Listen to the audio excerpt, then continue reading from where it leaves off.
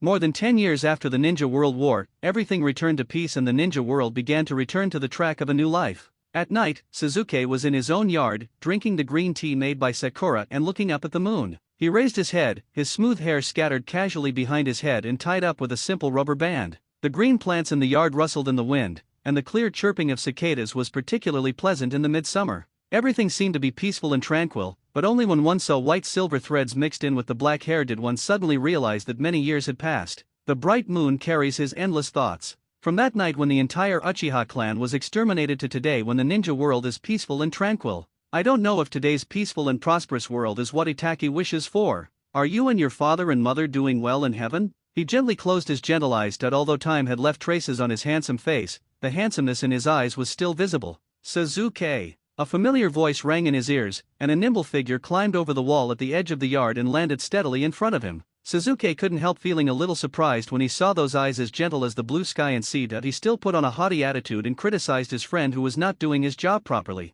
Naruto, why are you wandering around at this hour instead of staying in the Hokage's office and working properly? This is my clone that I'm too tired from work, so I came out to chat with you. Are you enjoying the moon? As he said that, he sat down consciously, picked up the teacup that Sasuke had drunk from, and drank it all in one gulp. Today's moonlight is so beautiful. Sasuke glanced at Naruto inadvertently, and the corners of his mouth curled up unconsciously. His work has been much easier recently, so he has time to find himself. I am so lucky to have a good friend like him in my life. While he was enjoying all this beauty, a shrill sound was heard and the world turned gray. Even Naruto, who had just been drinking tea, stopped what he was doing, as if the world had pressed the pause button. Naruto, Naruto. Naruto's body was frozen there, motionless. Sasuke opened his eyes wide in alertness, drew the Kusanagi sword from his waist and placed it across his chest. He used his chakra to sense the sounds coming from somewhere around him. Who? Get out! The cold voice seemed intimidating without even being angry. As expected of Uchiha Sasuke. A mechanical voice pronounced his name, and Sasuke's eyes darted left and right, but they didn't find the source of the voice.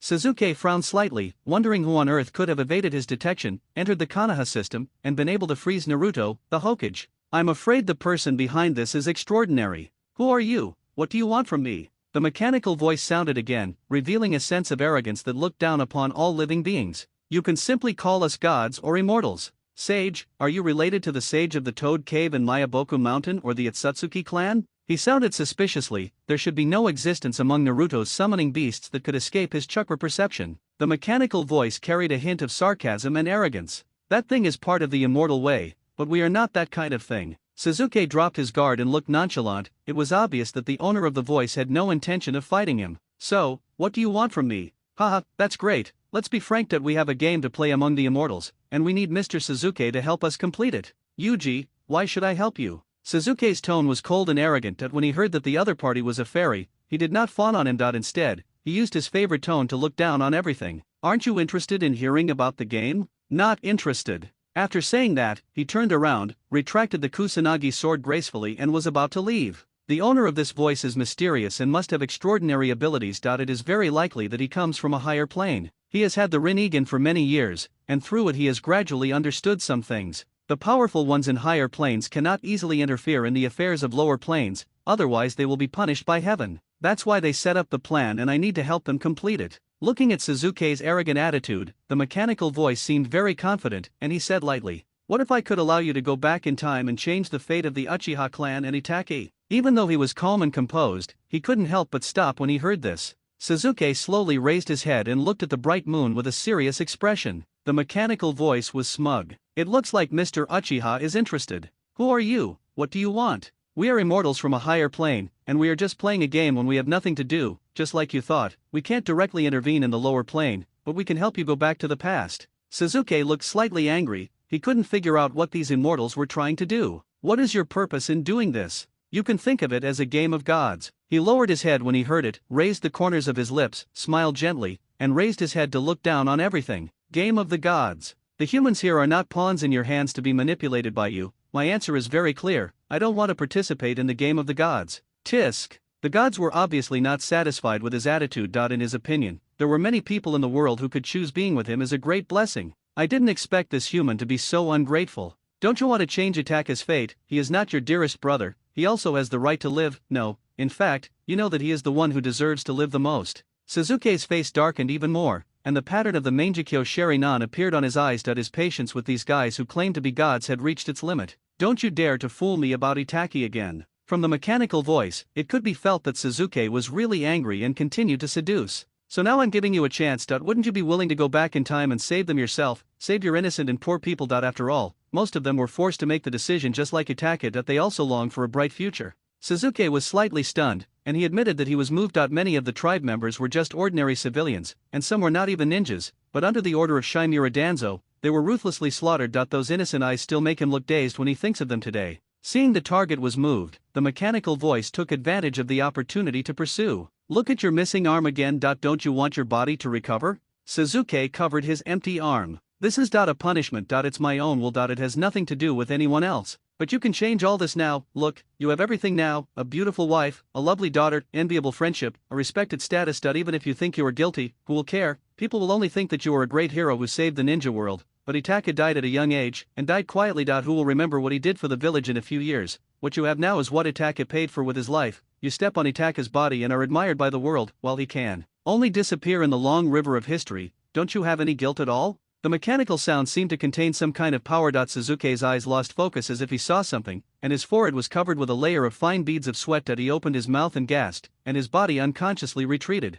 Itaki. You really don't regret it? The tall and gentle shadow of Itaki appeared before his eyes, and he was still smiling dotingly as usual. Suzuki, I have never regretted anything. As long as you are safe, no matter how much I do, it is worth it. You are my dearest brother. After saying this, the gentle shadow disappeared like heavy smoke. But the more nonchalant Itaki was, the more guilty he felt. The world owes him justice. The mechanical voice smiled, and looking at Suzuki's increasingly determined eyes, he knew that Suzuki had agreed to participate, and the game could still go on. Mr. Uchiha, it looks like we have reached an agreement. Suzuki gritted his teeth and made up his mind. What do you need me to do? He asked, intending to test the bottom line of these immortals. If he was to continue to do evil in the ninja world, he would rather lose this opportunity than go against Itaka's will. It's very simple. You just need to travel back in time and decide what you want to do. Suzuki's dark pupils were full of disbelief. This guy who called himself a sage had gone to so much trouble to persuade him to participate in this game, but in the end he didn't have to do anything. As if seeing his doubt, the mechanical voice continued to answer. As for games, we just play them casually. We are watching from high in the sky as you travel back to the past with your current memories. How will your fate change? This is our game. Arrogant. Whatever you say is fine. Now that you agree, let's start teleporting. Let's get started. As soon as he finished speaking, golden light surrounded him. He used the last bit of space to catch a glimpse of the frozen Naruto, then he felt dizzy and lost consciousness. Suzuki, sleep here to cool down and go home with your brother. He was awakened by a gentle voice, and when he opened his eyes he saw a young Itaki. Suzuki, who was still a child at this time, stared at his tender little hands with wide eyes. He was really back. He really went back to the time before the Uchiha clan was exterminated. Itaki looked at Suzuki lovingly. He saw Suzuki look silly and thought he was someone who had just woken up and was still in a daze, so he picked him up and carried him on his back. Suzuki, we should go home. If we are any later we will be scolded by our father. Feeling Itaka's warm body, Suzuki couldn't help but grab his clothes and muttered softly, Itaki. Itaka smiled gently and weighed Suzuki on his back.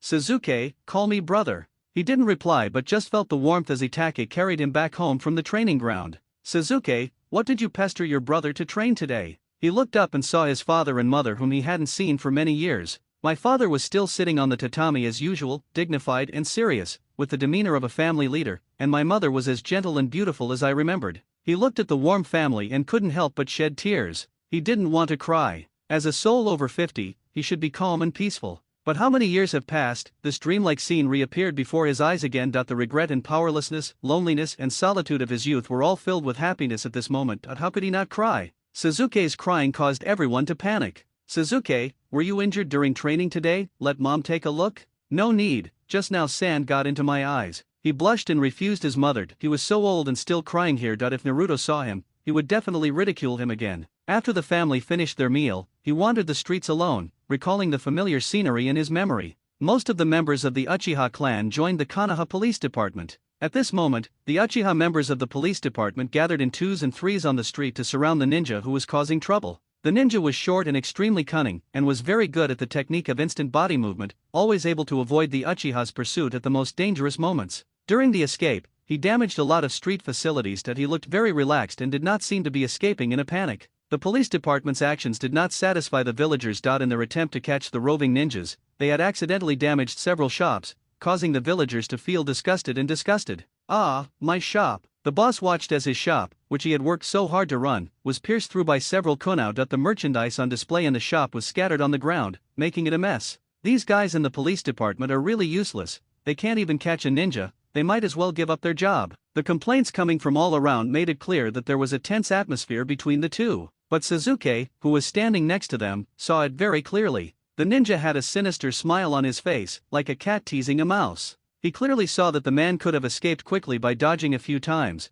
but he paused there for a long time, as if he was deliberately waiting for the police to come and catch him. There are also the dilapidated shops around here. A large part of this is obviously the work of that ninja, but the surrounding public opinion seems to be manipulated by someone and is all about the police department. Dissatisfied. Looking at that agile and nimble figure, Suzuki couldn't think of anyone else with such skills except the Umbu. Since it is the Umbu, the person behind the scenes is obvious. Danzo Shinura. It's that old thief who framed the Uchiha clan and forced Itaki to choose between his clan members and justice. He deserves to die. If he hadn't instigated the discord, they could have lived happily together thanks to the efforts of the third Hokage. Just because of his selfishness, the entire Konoha village was in turmoil, countless lives were lost, and he became lonely and helpless since childhood. He clenched his tender fists tightly, not expecting that the old thief would stretch his hand so far at this time, intending to subvert the Uchiha. The ninja who used the instant body flickering technique had teased the police department enough and was about to leave to give the villagers of Konoha village the impression that they were incompetent. He gathered chakra at the soles of his feet and placed his hands in front of his chest.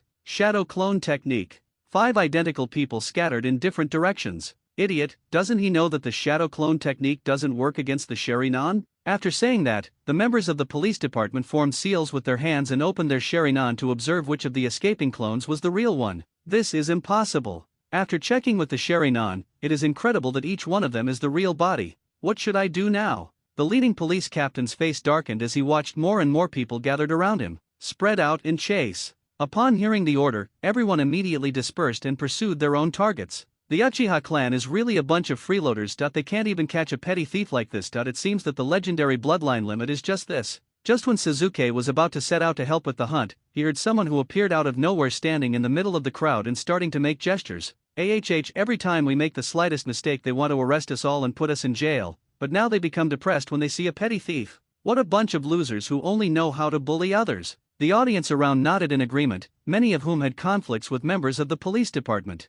It is a very small matter in itself, but many people have suffered due to the overly tough approach of the police department. After everyone had finished cursing and vented their anger, the crowd dispersed in 2s and 3s. The person who started the commotion smiled a smile of success from an angle that no one could see. You idiots from the Uchiha clan, just enjoy your last moments. He walked forward with a sly smile on his face, but unexpectedly heard a childish voice behind him. He subconsciously distanced himself from the person behind him, and upon closer inspection, it turned out to be just a child. He recognized the child immediately by the big dark eyes and the family mark on his body. Uchiha Suzuki. As soon as he said it, he realized that he had said the wrong thing. Suzuki looked at the man with a guilty conscience and smiled innocently. Hey, why do you know my name, uncle? We have probably never met before, right? The man couldn't help but curse the brat in his heart, but looking at the bustling crowd around him, he couldn't do it here. He could only pretend to be a good person and explained patiently. Uncle recognized you because he saw the family emblem on your clothes? That's really weird, huh? What's strange about that?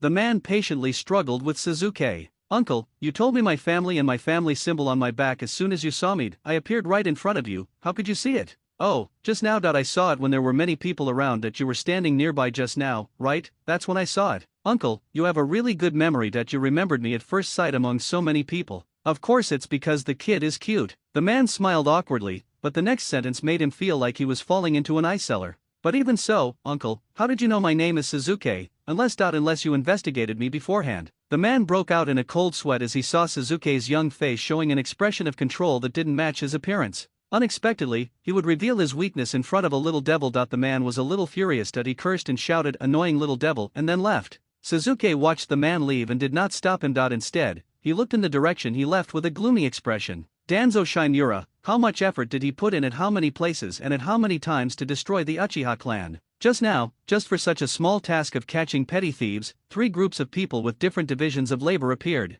The first wave was the ninja who was very good at the instant body movement technique. He was at the front and attracted everyone's attention. The second wave was the ones he used the shadow clone technique on. Yes, in fact, those people who were split out were not the shadow clone technique, but ninjas who used the transformation technique, so they could not be seen with the Sharingan. And there is the most inconspicuous third group of people, who mixed in with the civilians of Konoha village, fanning the flames and creating public opinion, making all the villagers hate the Uchiha clan. And such scenes happen every day in every corner of Konoha village. As time goes on, everyone will feel alienated from the Uchiha clan. When that day comes, they will really have no place to stand in Konoha. How long is Shimura Danzo's arm? Originally, I wanted to secretly deal with him to avoid the risk of the Uchiha clan being wiped out, but now it seems that this matter really cannot be rushed. The ice is not formed in a day. He has been in Konoha for too long. Many corners that they cannot see are filled with Danzo's hands, just like the roots of a plant that firmly control the village. To solve the problem, these roots must be pulled out one by one, without leaving any behind. The fleeing ninja used the instant body technique to quickly shake off the police department members behind him. He walked out of the streets with a swagger, and now he can go back to report.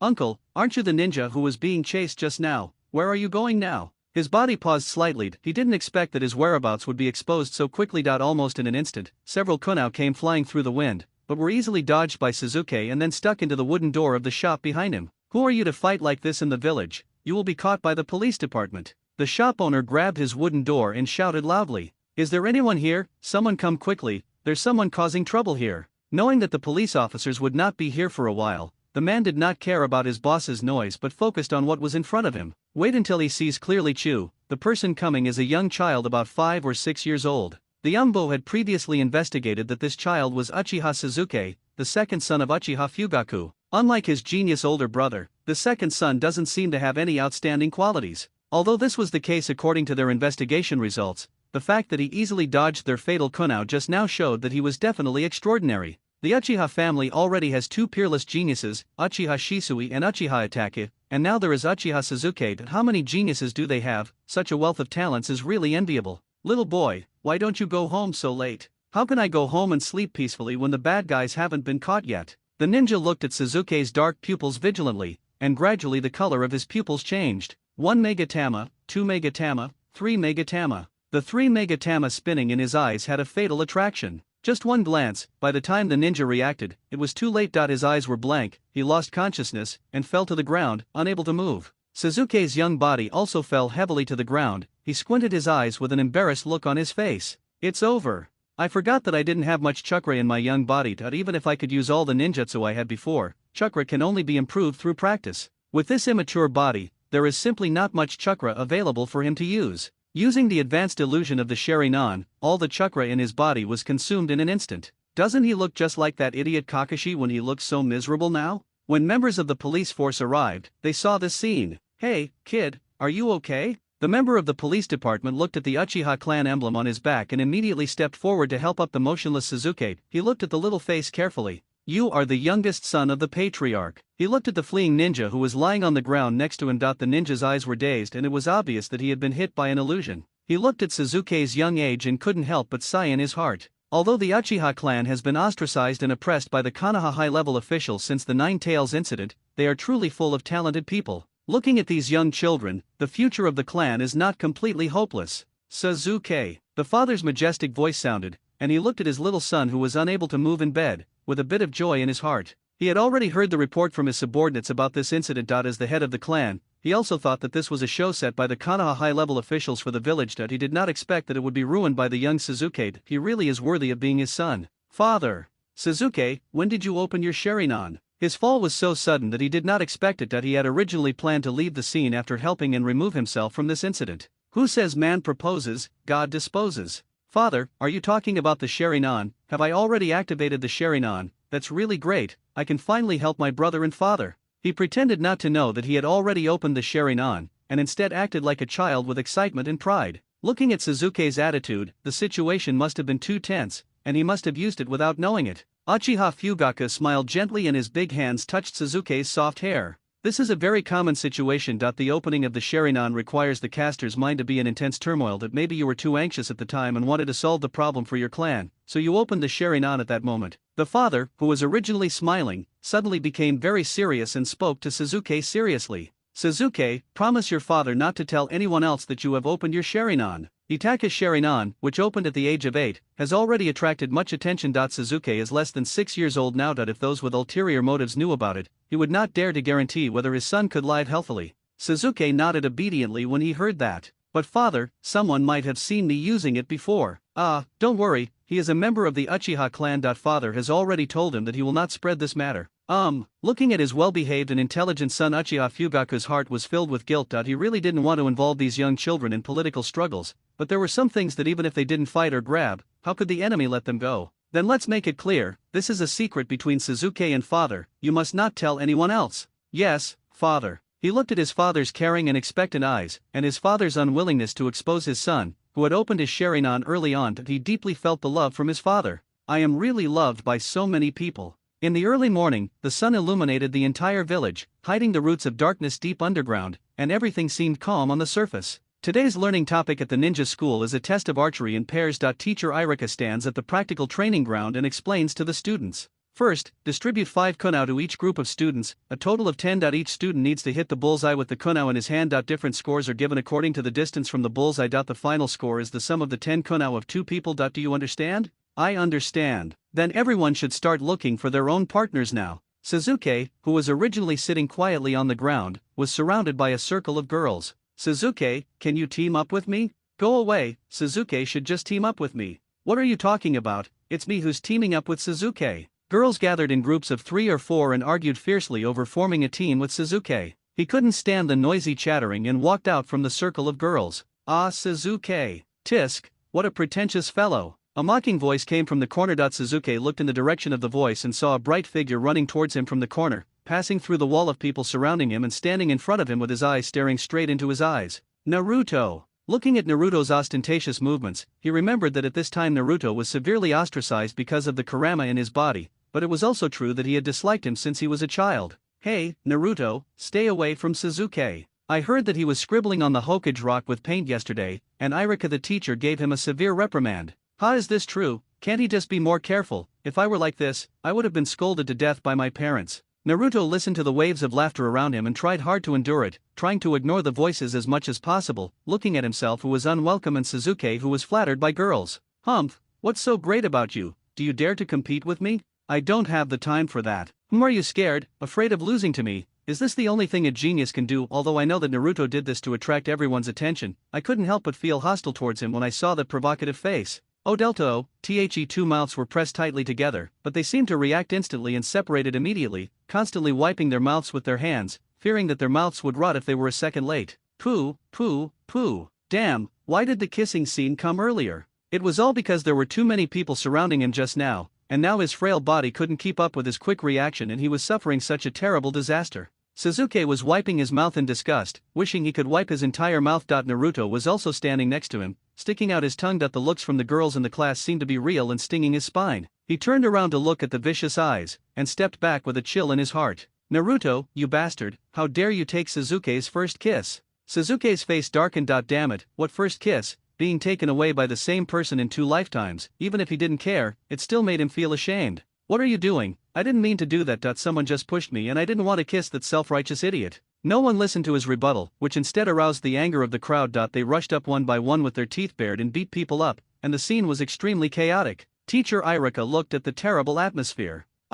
It's them two again. He gently stroked his aching forehead with his hand. Sasuke, Naruto, you two should form a team. Irika-sensei, I want to challenge this pretentious guy. I don't want to be in the same group with him, you idiot, you think I want to be in the same team with you? Teacher Irika shouted loudly as he looked at the 2 people arguing with each other. You 2 troublemakers are making so much noise that everyone has already made their choices and it's you 2 now. Don't delay the class. Feeling the saliva spurted at them by the furious teacher, the 2 could only reluctantly agree while looking at each other with displeasure. By the way, the group with the worst scores on this test will have to stay after school to continue practicing. Why is this happening, Irika-sensei? I don't want to be detained. Why are you worrying so much? Naruto will definitely be the last one. But he's in a team with Sasuke, and Sasuke's archery skills are always good. What if they're not? Impossible, even a genius can't help a loser like Naruto.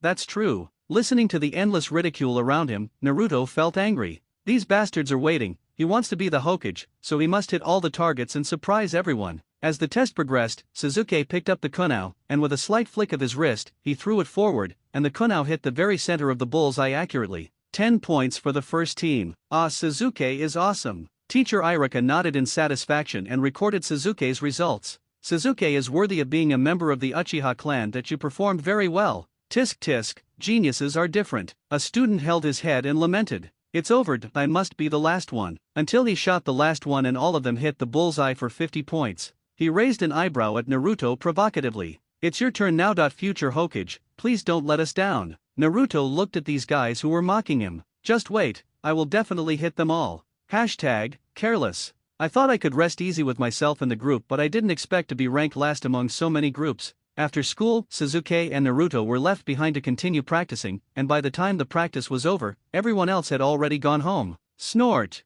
What are you humming about, you loser? You shot 5 kunao but couldn't hit the target. That you couldn't even hit the stake, and you still have the nerve to hum. He didn't know what kind of expression was on his face. Looking at Naruto, who was incompetent at everything he did, he felt like a disappointed Iron Man. He and Naruto pushed each other out of the gate of the ninja school and saw Itaki, who had been waiting there for them to go home. Brother, how come you have time to pick me up? Itaki, who is already a Chunin, is usually very busy, and he didn't expect that he would have time today to take him home. It's been a while since I picked you up from school, but why did you come out so late today? I saw that other students had already been picked up by their parents. He was furious when he saw his brother's worried look. If he hadn't teamed up with Naruto, he would have gone home by now. By the way, where is Naruto? He turned around and looked around, only to see a lonely yellow figure sitting on the swing in front of the ninja school, swinging slowly, with blue eyes full of loneliness, and only the shadow under the setting sun was stretched to infinity. Suzuki frowned with some heartache. He was the Hokage and the hero of Konoha village. He shouldn't be treated like this. Itake followed Suzuki's gaze. That child.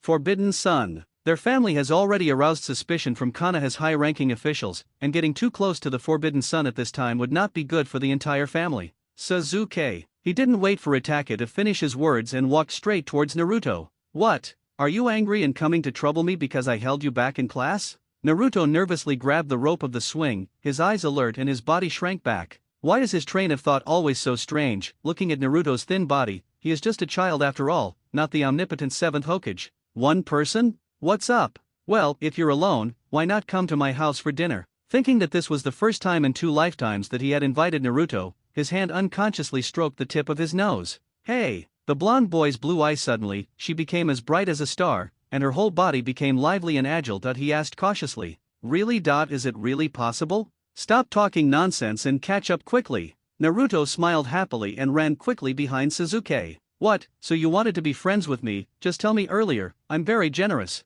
It was also the first time that Suzuki invited someone. Looking at Naruto, who was approaching him, his face felt a little hot and he could only urge his brother to go home quickly. It's so noisy. Brother, let's go home. Itake looked at Suzuki and Naruto playing around, and for some reason he felt a little lonely at that moment. It felt like Suzuki had grown up, and the younger brother who had loved to stick to him since childhood was about to leave his arms. Suzuki, why did Itake come back so late today? Mikato heard the noise at the door and hurried out to greet them with a smile, but when he saw Naruto, he was slightly stunned. Ah, Mother, this is Naruto. Excuse me, Auntie. There was excitement in his big eyes, as this was the first time he was invited to a friend's home. Oh, come in quickly, we're back so late today and the food is getting cold. Naruto looked around the magnificent house. The classic Japanese garden was majestic and spacious. Your house is so big, and the garden and pond are so beautiful. Yeah? Although I felt a little nostalgic when I saw my own house when I first came here, but after staying there for a while, it's no different from an ordinary home, right?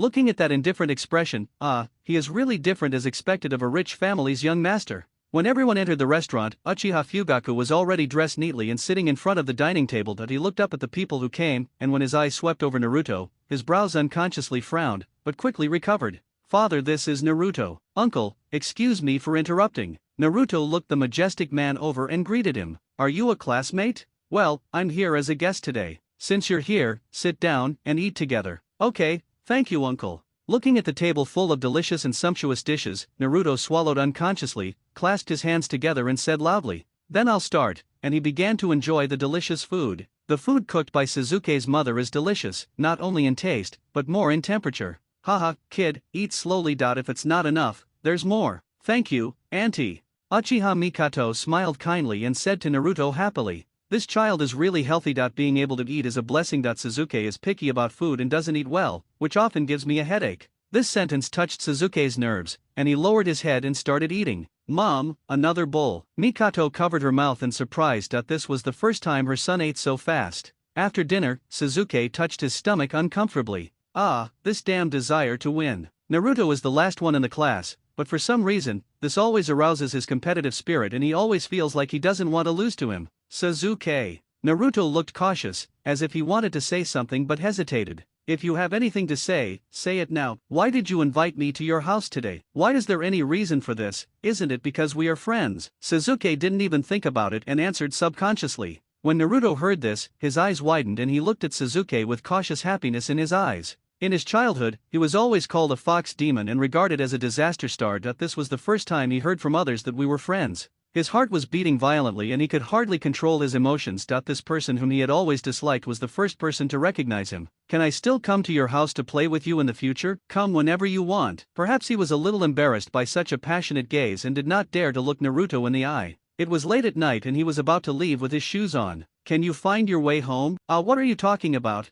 I'm not a child, how can I not find it? You're just a kid. He left the house with a smile, and although he was on his way home alone, for some reason, his heart was filled with an unprecedented sense of happiness. Tears flowed out unconsciously and he couldn't stop them. Naruto smiled while crying. Today might be the happiest day of his life. Suzuki. When he sent Naruto back to the living room, he saw his father, mother and brother sitting around the coffee table with serious expressions. What's wrong, father? That child. Don't associate with that child anymore. His voice was a little slow, and he must have thought for a long time before making the decision. Why? Fugaku looked up at his son. Instead of being obedient as usual, he looked at him with firm eyes. The moment their eyes met, he even succumbed to such a strong will. Suzuki, Naruto's identity is somewhat special, and our family's current situation in Konoha is already precarious. We can't bring ourselves any more trouble. Fugaku's serious voice sounded again. He was a witness to the Nine Tails incident and knew very well that Naruto was not the Nine Tails, so he had no problem with the child. It was just that the family was already under surveillance and suspicion from the top, and with Naruto's special identity, he couldn't cause trouble for the family. As the leader of the Uchiha clan, he had to consider the entire family. Don't want. Suzuki refused decisively without any hesitation. Fugaku, Mikoto, and Itachi were all a little shocked for a moment. After all, he had always been a well-behaved child and had never refused any request from his father before, let alone such a majestic order. Suzuki. Father, mother, brother, my classmates in the ninja school were told by their parents not to play with Naruto since they were young. Why did they do that? I also heard from the adults that Naruto was a demon fox that attacked Konoha village and cost the 4th Hokage his life. That's why everyone fears him and hates him. Where on earth did you hear that? Fugaku was a little shocked that the 3rd Hokage had given a strict order to keep this news secret and no one was allowed to mention it. So how did Suzuki know about this? There is no impenetrable wall in the world. Even if we don't want to know, adults' disgusted and disdainful looks and occasional insults will be passed on to children. Who in school nowadays doesn't know that Naruto is a special child? But whether he is a fox demon or not, I'm sure his father, mother and brother are all very clear about it. Suzuki, please stop talking. He is not, he never has been, but he is still the target of the villagers' anger. People scold and hate him for no reason. This is unfair.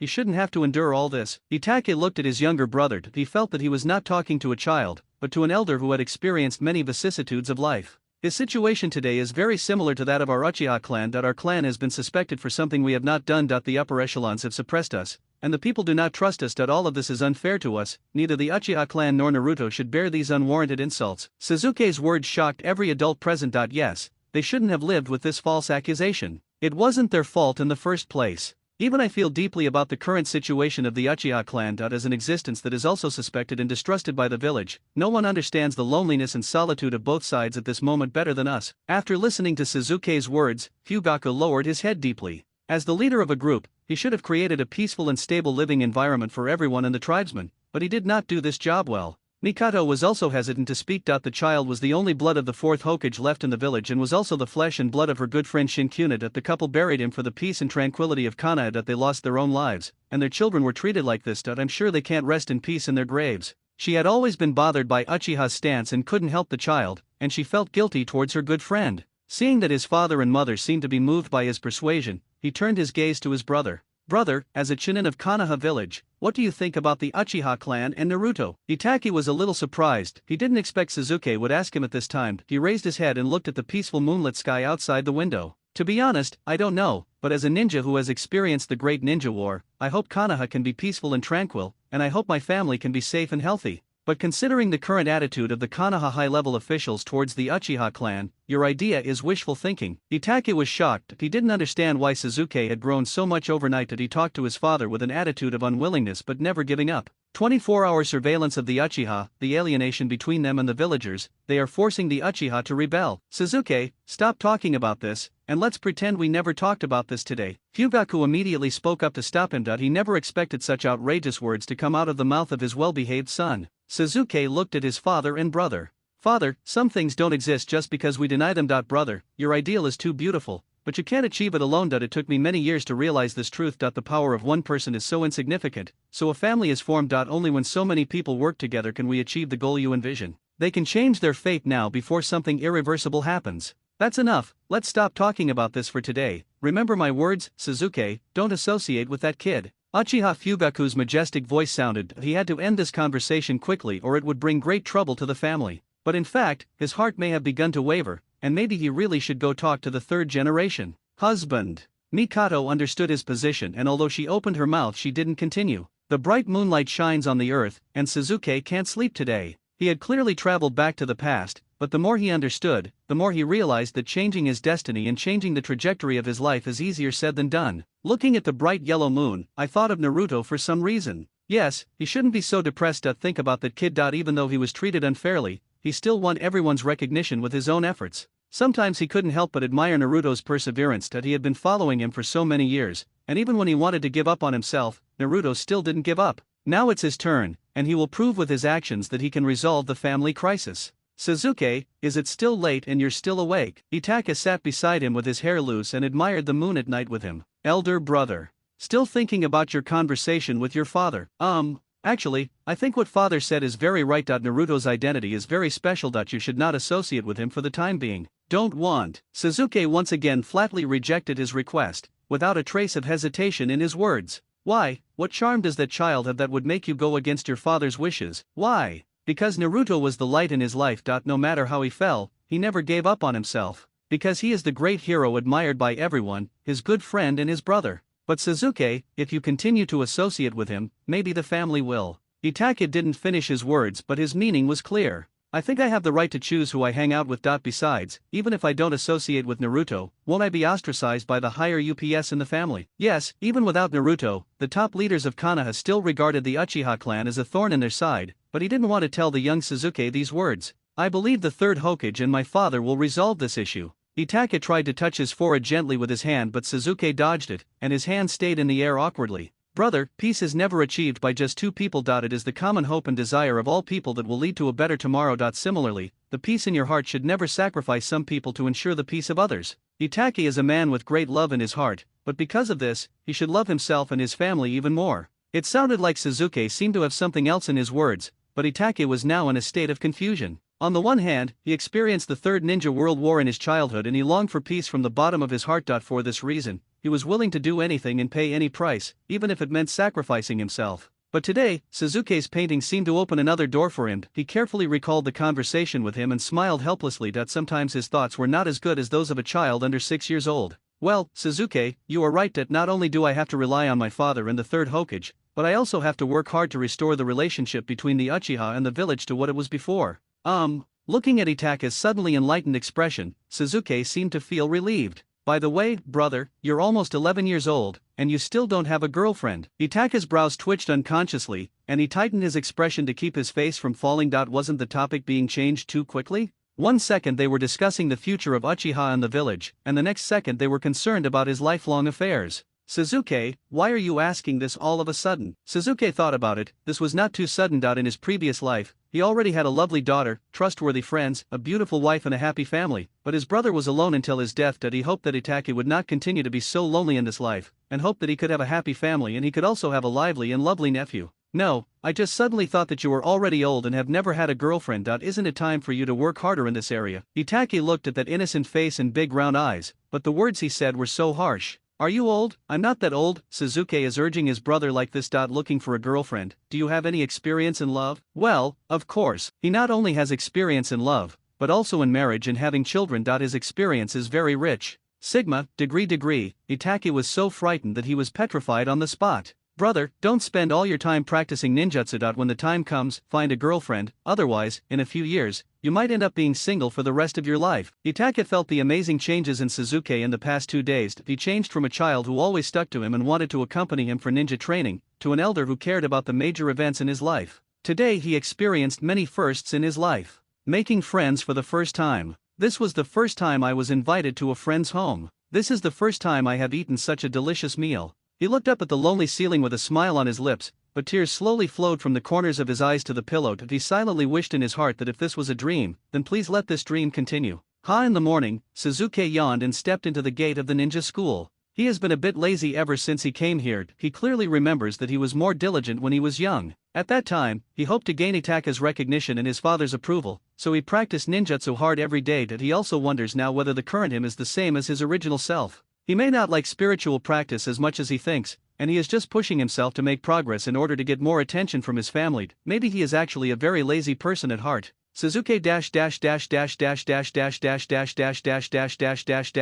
Naruto's loud voice could be heard from far away. He ran to Suzuki quickly like a lively little golden retriever. He could even see a little yellow tail wagging behind Naruto's butt. If he didn't know that he couldn't control the 9 tails yet, he would really think that Naruto had already begun to transform into the 9 tails. You are really energetic so early in the morning. That Naruto was a little shy and hesitated. You're so disgusting when you're so shy. If you have something to say, just say it quickly. We are friends, right? Can I still come to your house to play with you in the future? So that was it. He thought Naruto had something important to tell him. Oh, come if you want. After saying that, he walked straight towards the classroom. Naruto looked at the handsome figure with stars in his eyes. Suzuki, wait for me. Naruto, you are so noisy. From today on, I will teach you ninjutsu. Why? Don't you want to be Hokage? If you teach me, aren't you afraid that I will become stronger than you and then take you in as my younger brother? Aren't we rivals? I am much stronger than you now. If you don't practice well, I will leave you behind. He stopped and turned around, looking at Naruto, who was still in a daze with provocation in his eyes.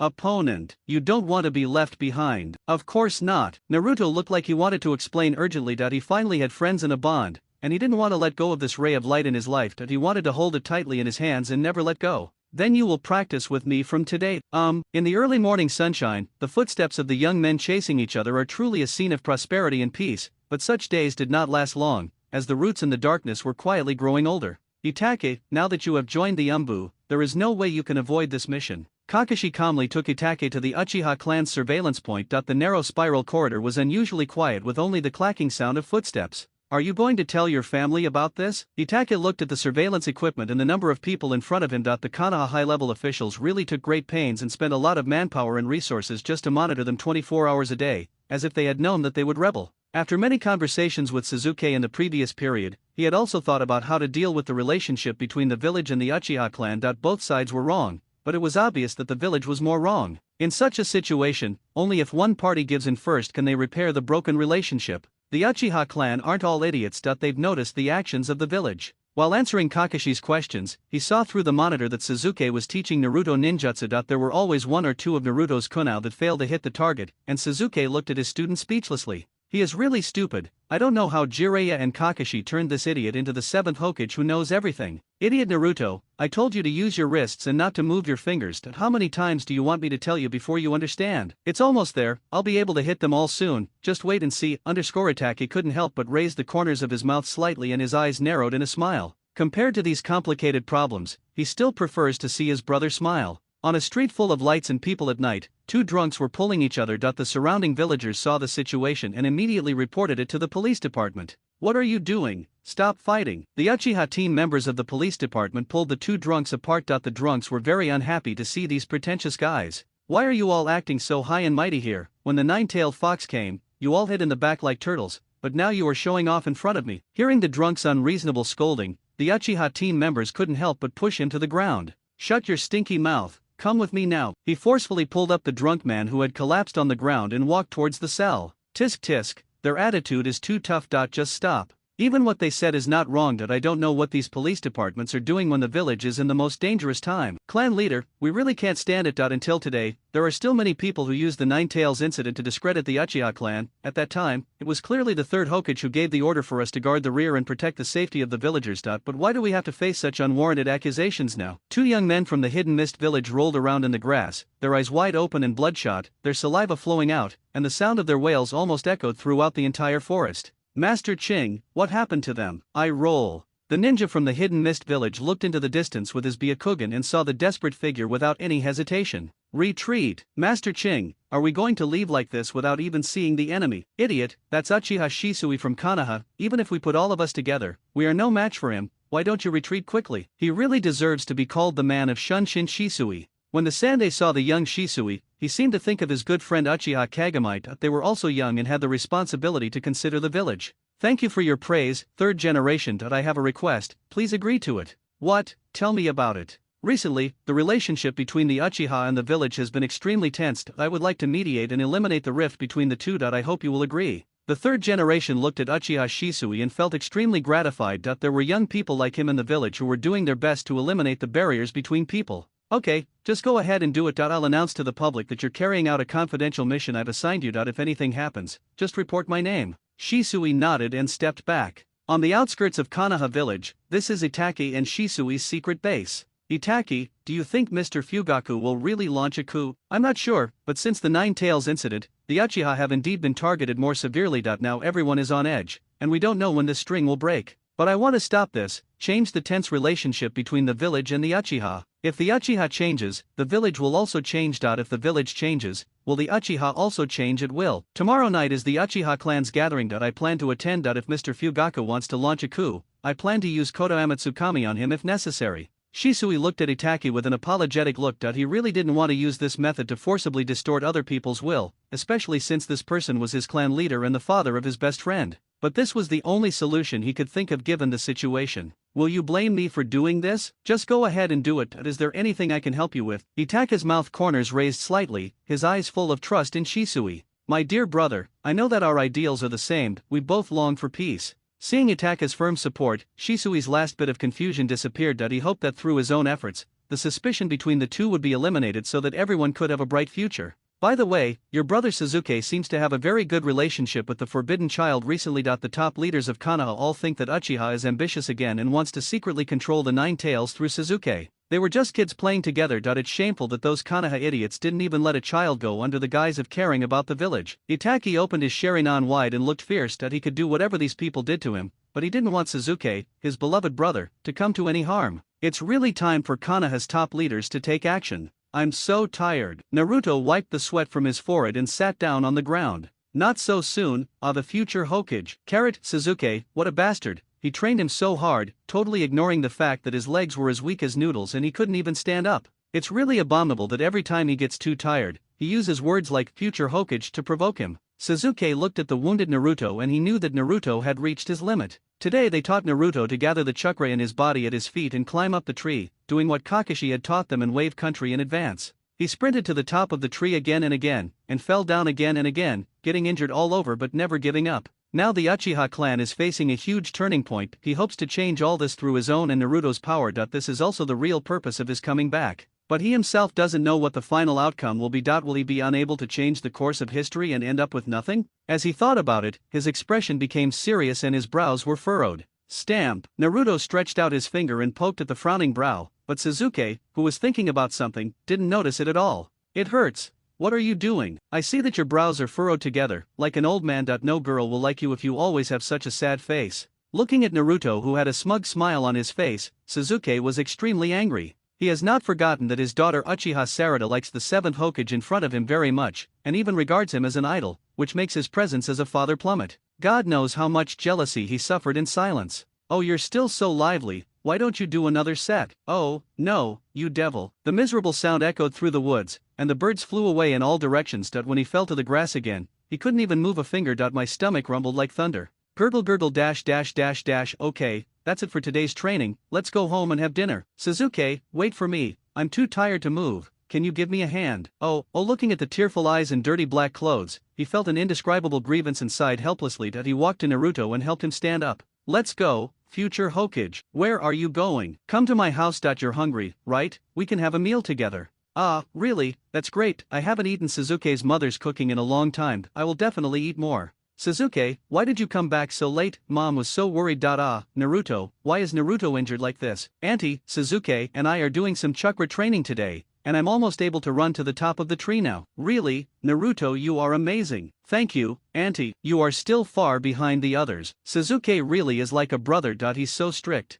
Mother, Sasuke's voice was getting a little louder than he could control. He didn't want such a stupid brother. Okay, wash your hands and eat. Naruto ate heartily while rubbing the back of his head shyly. He wished he had such a beautiful, gentle mother who could cook. Naruto slept at Sasuke's house at night. His sleeping posture was so uncomfortable that he kicked off a corner of the quilt. Mikoto looked at Naruto, who was sleeping soundly and still talking in his sleep. She walked over and covered him with the quilt again. Is Naruto at the house again? Uchiha Fugaku had just returned from the police department. He dragged his tired body with unstoppable disappointment in his eyes. He could no longer suppress the anger of the young people in the clan. Although he had proposed to the Konoha high-level officials that they wanted to coexist peacefully and eliminate this kind of differential treatment, it was obvious that the Konoha high-level officials headed by Danzo ignored him and thought he had ulterior motives. Mikoto said to Uchiha Fugaku while looking at the sleeping child. Sometimes I often wonder if we would be different if the fourth generation in Shinjuna were still alive. Fugaku looked up at the round moon. He carefully recalled the time when the fourth Hokage was still alive. The atmosphere in the village was really good at that time. If he had not died, but that was just if. Mikoto, stop talking about this, it's all over. Does the coup have to go ahead? Sasuke is still so young. If it fails, what should they do with so many children of the same age as Sasuke? If we don't carry out a coup, sooner or later Konoha will take the initiative to kill all the Uchiha. At that time, we will really have no chance of turning things around. Mikoto still had a smile on her face, and it was obvious that she didn't agree with what Fugaku said. Especially when she saw the child Naruto, she felt that the coup was a wrong idea. Although Naruto looks a lot like the fourth Hokage, his personality is exactly the same as Shinjuna's. They are both so strong and brave. Even though he is called a demon fox, his dream is still to become a Hokage and gain everyone's recognition. Don't you think this is amazing? Uchiha Fugaku lowered his head and thought for a long time. Finally, he raised his head and looked at his wife with guilt. Mikoto, I'm sorry. Mikoto took Fugaku's hand and leaned it against his chest. Well, you don't have to apologize to me. As a couple, we are one. No matter what the result is, I will bear it with you. But I am really worried about these children. Uchiha Mikoto looked at Sasuke and Naruto with eyes full of attachment. Compared to status and reputation, she was more reluctant to be separated from her own children. The bright moonlight fills the night sky and the stars twinkle in the sky. Such a peaceful and tranquil night is just the calm before the storm. In the evening, Itachi looked around for Shisui at the Uchiha clan gathering. He was afraid that something unexpected might happen at the gathering, so he stayed to help Shisui.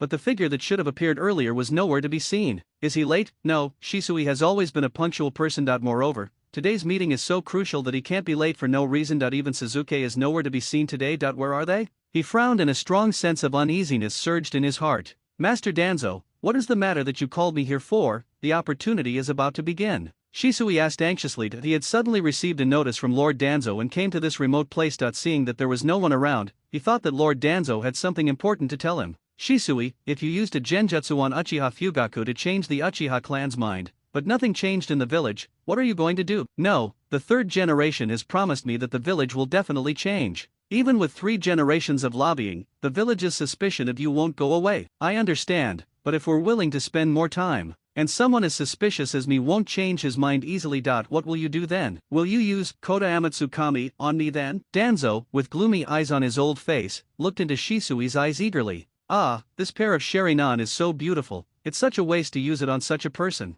I'll take your Sharingan. Danzo's center of gravity tilted towards Uchiha Shisui, and his fingers turned into sharp blades and went straight for his eyes, but in just a moment, the Sharingan was activated. A powerful eye technique was activated, and Shisui and Danzo's eyes met. His whole body was frozen, and his palms were tightly held in his hands. Don't worry, Lord Danzo, this is just an ordinary genjutsu, it will be resolved in no time. After saying this, he turned and left. He wanted to reach the rally as soon as possible. Before, he thought it was a unilateral problem of the Uchiha group, but judging from the current situation, the Konoha high-ranking officials were really eager for their Sharingan, and even a Konoha high-ranking official of Danzo's status could not help but take action against him. His Sharingan widened, eyes full of disbelief. How could this happen? Danzo had clearly fallen behind him after being hit by his illusion, so why was he standing in front of him now? Shisui was hit hard in the abdomen. The captain concentrated the wind attribute chakra on his right fist, making his blow extremely heavy and almost immediately making Shisui lose his combat effectiveness. Shisui was beaten by Danzo without any resistance like a broken puppet. His hair was pulled up fiercely by the captain. The pulling sensation on his scalp forced him to open his eyes and look at Danzo's sinister expression. Danzo used his hand as a blade to attack his left eye. Seeing that the blade was only a millimeter away from Shisui's eyes, his body trembled slightly and he was fixed in place, unable to move. At the moment Danzo was frozen, an orange-yellow figure rushed towards Uchiha Shisui, who was falling rapidly in the air. Naruto released chakra from his feet and flew into the air, catching Shisui firmly. The weight of an adult caused him to roll several times on the spot before he finally stopped. After landing, Naruto didn't even look at Danzo. He quickly carried Shisui on his back and used the instant body technique to run away. Danzo looked at the orange-yellow figure and wanted to kill him. It turned out that the kid named Naruto should not be left alone from the beginning. Your companions have escaped, but what about you? Do you think you can escape my net? As soon as Danzo finished speaking, dozens of masked Root Umbu members surrounded Sasuke, who was hiding in the bushes. Sasuke formed seals with his hands and his Three-Magatama Sharingan, and his eyes widened red. He saw Naruto and only removed the illusion after he was sure that Naruto had run far away. Danzo was at least cage level, so he was not someone he could handle. At most, he could use illusions to freeze him for a second or two, but this 1 or 2 seconds was the lifeline of the Uchiha clan. Danzo glanced at Sasuke, who was breathing heavily, and his tone was cold and without a trace of anger. Kill him. The Umbu members who got the order had almost no hesitation. Hundreds of black kunao fell from the sky, enough to sting Sasuke like a hornet's nest. Dang, dang. The kunao pierced Sasuke's body, but there was no painful cry from the boy. Instead, there was a crisp sound like it was piercing wood. A member of the Umbu immediately went to check it out. Danzo-sama is a stand-in. Wait, leave now, protect Master Danzo. There were hundreds of detonating tags hidden under the wood, which exploded at the same time when the Umbu members stepped forward to check. The fierce flames illuminated the sky like day, and the blown soil and trees flew rapidly in all directions. The explosion point was just 10 meters away from Danzo. At the moment of the explosion, the members of the Umbu protected Danzo tightly under them as if they were risking their lives. The people who were protecting them had their skin and flesh burnt black by the explosion. Danzo threw them aside like garbage without any mercy. He was helped to get up from the ground and looked grimly in the direction where Naruto and Sasuke were fleeing. The nine-tailed demon fox and the Uchiha clan, how interesting. Danzo-sama, hurry up and chase him. We must get Shisui's eyes today no matter what. He knew very well that his plan to obtain Shisui and the Sharingan had been exposed, and if he missed today, he would never have another chance to make his move. Yes, the members of the Root spread out as quickly as mice, chasing after the 2 small figures. Naruto, I have something important to do tonight. Naruto looked at Sasuke's wrinkled little face. He was rarely so serious. What's the matter? You look so serious, just like your dad. Naruto, although I really want to do it alone, my current ability is not enough, but I hope you can help. Yeah, okay. There was no hesitation in Naruto's playful sky-blue eyes. Don't rush to agree. Listen to me first. This is a very dangerous matter. I can't guarantee that we will succeed. There may be a risk of being killed. Think about it carefully. Sasuke lowered his head. In his heart, he really didn't want to involve Naruto in the complicated relationships of the Uchiha clan, but he really had no choice. To save Shisui, he has to use the Sharingan to trap Danzo, so it would be impossible for him to take Shisui away while immobilizing Danzo. He needs a helper, and this helper can only be Naruto. You are so polite when you say that. You said we are friends and brothers. If we are brothers, we should fight together. He smiled and held out his right fist. If you don't handle it right, you'll die. Stop making so much noise. I've already agreed to help you, so just thank me right away. Sasuke looked at Naruto and smiled helplessly. He also stretched out his fist and confronted Naruto. Okay, let me tell you, the plan is this. In this way, Danzo's plan to seize the Sharingan was completely destroyed by the 2 children. If these 3 people are not completely eliminated today, then if the news gets out that he and his roots are in Konoha, it will be difficult for them to gain a foothold. It was very difficult for the 2 children to run while carrying Shisui, who was much heavier than themselves, let alone avoiding the pursuit of the assassination members carefully trained by the leader. The bitter objects and shurikens that came from behind brushed past their scalps, cutting off a few strands of Naruto's hair.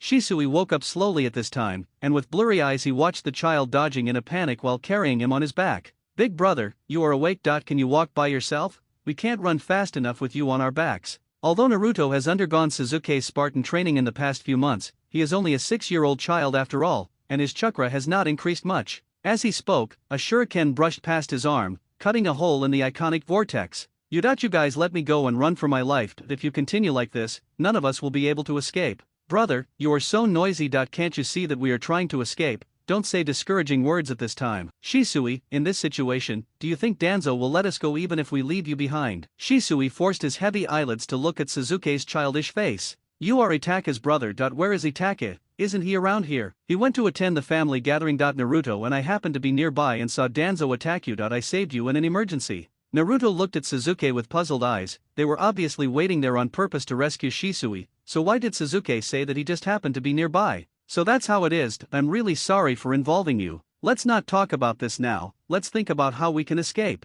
He could feel the Roots members were only a few breaths away from them. These two little brats are so slippery with greased solace. They chased for a long time, and every time they were about to hit the target, the two of them would escape by luck, which made them very angry. If Lord Danzo knew that they couldn't even deal with two little brats, who knows what kind of punishment would be waiting for him? Hurry up and chase them. It will be bad if they run to the village and call for help. The originally flat ground began to undulate, and raised mounds of earth blocked the way of the three people. Water style, water dragon bullet. Three huge water dragons came towards them riding on the raging waves. The water dragons wrapped around their bodies and made it impossible for the three to breathe. The waves swept the bodies of the three and quickly crashed into the earth wall and broke it. After a scream, he fell heavily to the ground and couldn't move. Danzo walked out slowly from the end of the team. He looked at the three people who were soaked to the skin and lying on the ground, breathing in the fresh air with deep gulps, his eyes full of mockery. Boy, you are so brave to ruin my good deeds. I will send you to hell right now. Despicable. Danzo stared at Sasuke's unwilling and resentful Sharinans and smiled strangely.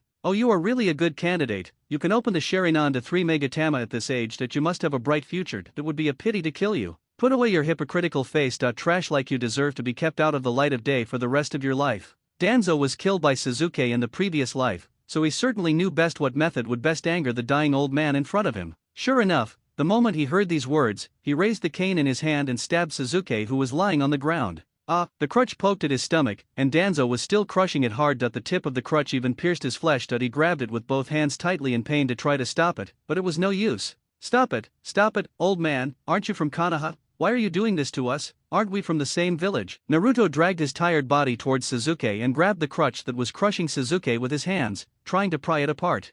Don't touch my things, you little fox demon. Naruto was knocked to the ground by Danzo's crutch, blood oozing from his forehead. He raised his head and looked at Danzo, with this look in his eyes. Everyone in the village is judging him and discriminating against him with such eyes. Why are they treating him like this? He obviously did nothing. Seeing such eyes, all the bad memories in the past came to his mind. He stayed with Sasuke for a long time, during which time Sasuke's father, mother and brother were all very kind to him. These dreamlike days made him even forget that this was how he looked in the eyes of others. Naruto couldn't help but step back with his trembling body. Stop it, Danzo, they are just children from the village and have nothing to do with this matter. If you want my eyes, I'll give them to you. Shisui woke up at some point, and he looked at Danzo with hatred in his eyes, but he hated himself even more, hating himself for trusting the wrong person. If you didn't speak, I would have forgotten you existed. Danzo, Naruto's identity is special and you can't do anything to him. The same goes for Sasuke. If you touch him, the Uchiha clan will definitely stage a coup. If you still want peace in Konoha, stop as soon as possible. Danzo looked at Shisui as if he had heard a huge joke. Ha ha ha, it's rare to find someone so naive. Killing this brat will lead to a coup, so hurry up, I can't wait to eliminate these cancers all at once. Danzo. Shisui forced himself to stay strong and roared at Danzo. How am I going to explain this to the third Hokage then? Let me think about it. I can say that Uchiha Shisui wanted to defect with the Nine Tails Jinchuriki, but was killed by the Nine Tails in the middle of their struggle and accidentally killed Uchiha Fugaku's youngest son. How about that? Isn't the story perfect? He looked frantically at Sasuke, who was lying on the ground with a crutch, and approached him step by step. Danzo, stop it now. Shisui struggled to run towards Sasuke, but was rushed by members of the Root and pinned to the ground, unable to move. Looking at the pair of resentful eyes, he smiled provocatively, raised his cane high, and the wind-attributed chakra wrapped the wood like a sharp blade that could cut through iron like mud. Little brat, remember not to be an Uchiha next time you reincarnate. The wooden stick was stabbed into his stomach fiercely and then quickly pulled out. Danzo shook off the blood on the stick neatly as if he had done this countless times. Shisui looked away sadly.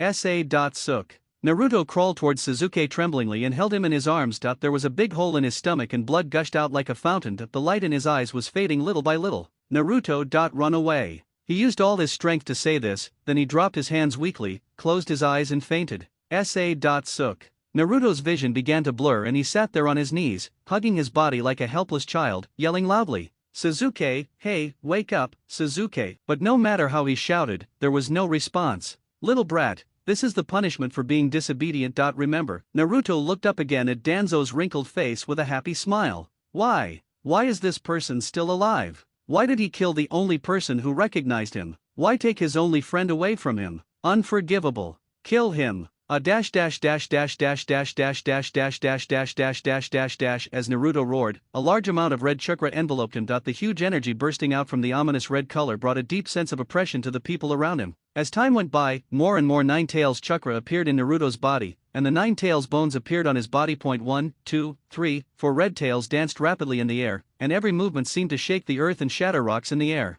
That iron tail cuts iron like mud, anything that came close to him was torn into pieces. Although Naruto had lost his mind, his sharp vertical pupils were still staring at Danzo. His instinct told him to kill him. A dash dash dash dash dash dash dash dash dash dash dash dash dash dash protect Master Danzo. The members of the Umbu stood in front of Danzo. Earth Escape, Earth Flow, Wall, Fire Style, Great Fireball Technique, Water Style, Waterfall Technique. The members of the Umbu formed seals with their hands, and high walls of Earth Shield stood in front of them, surrounding Naruto in the form of the little Nine Tails. The fire and water styles of Naruto dissipated instantly when they touched his Nine Tails skin. The earth cones that emerged from the ground were easily dodged by Naruto and the Nine Tails formed. The only thing he didn't let go of was the seriously injured Sasuke in his arms. Even though he had lost his mind, he still held him tightly in his arms. Impossible. The moment Naruto's Nine Tails chakra erupted, it was detected by Konoha's perception system and Konoha's defensive barrier. This is impossible. Wasn't the Kyuubi sealed? Why did it appear again? Third Hokage, hurry and inform the Sandaime-sama Hokage. The whole scene was in chaos. The ninjas who sensed it in advance notified their families one after another, and the originally peaceful and tranquil Konoha village became noisy.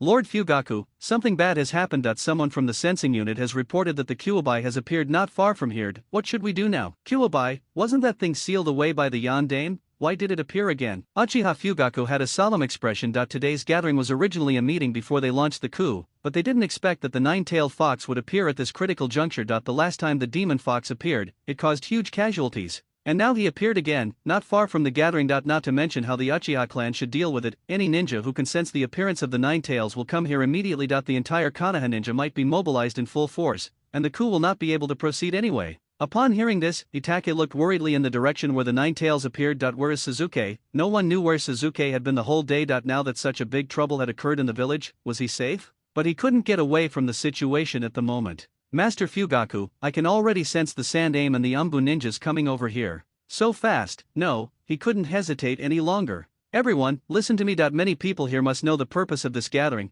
but the Nine Tails came too suddenly. All the ninjas are rushing here. At this time, we must unite with the village to deal with the Nine Tails. Otherwise, it will be easy to become the target of public criticism. At that time, we may not be able to save our own lives. The young people in the audience also felt the tense atmosphere. Now was indeed not the best time to launch a coup. If the big problem of the Nine Tails was not solved, it would be of no avail even if they conquered Konoha. Yes, even Uchiha Fugaku did not dare to be so arrogant as to say that he could fight against the entire Konoha clan. Now half of the young people in the tribe will go with me, and the other half will stay to guard. Yes, Itachi, you stay too and take care of your mother.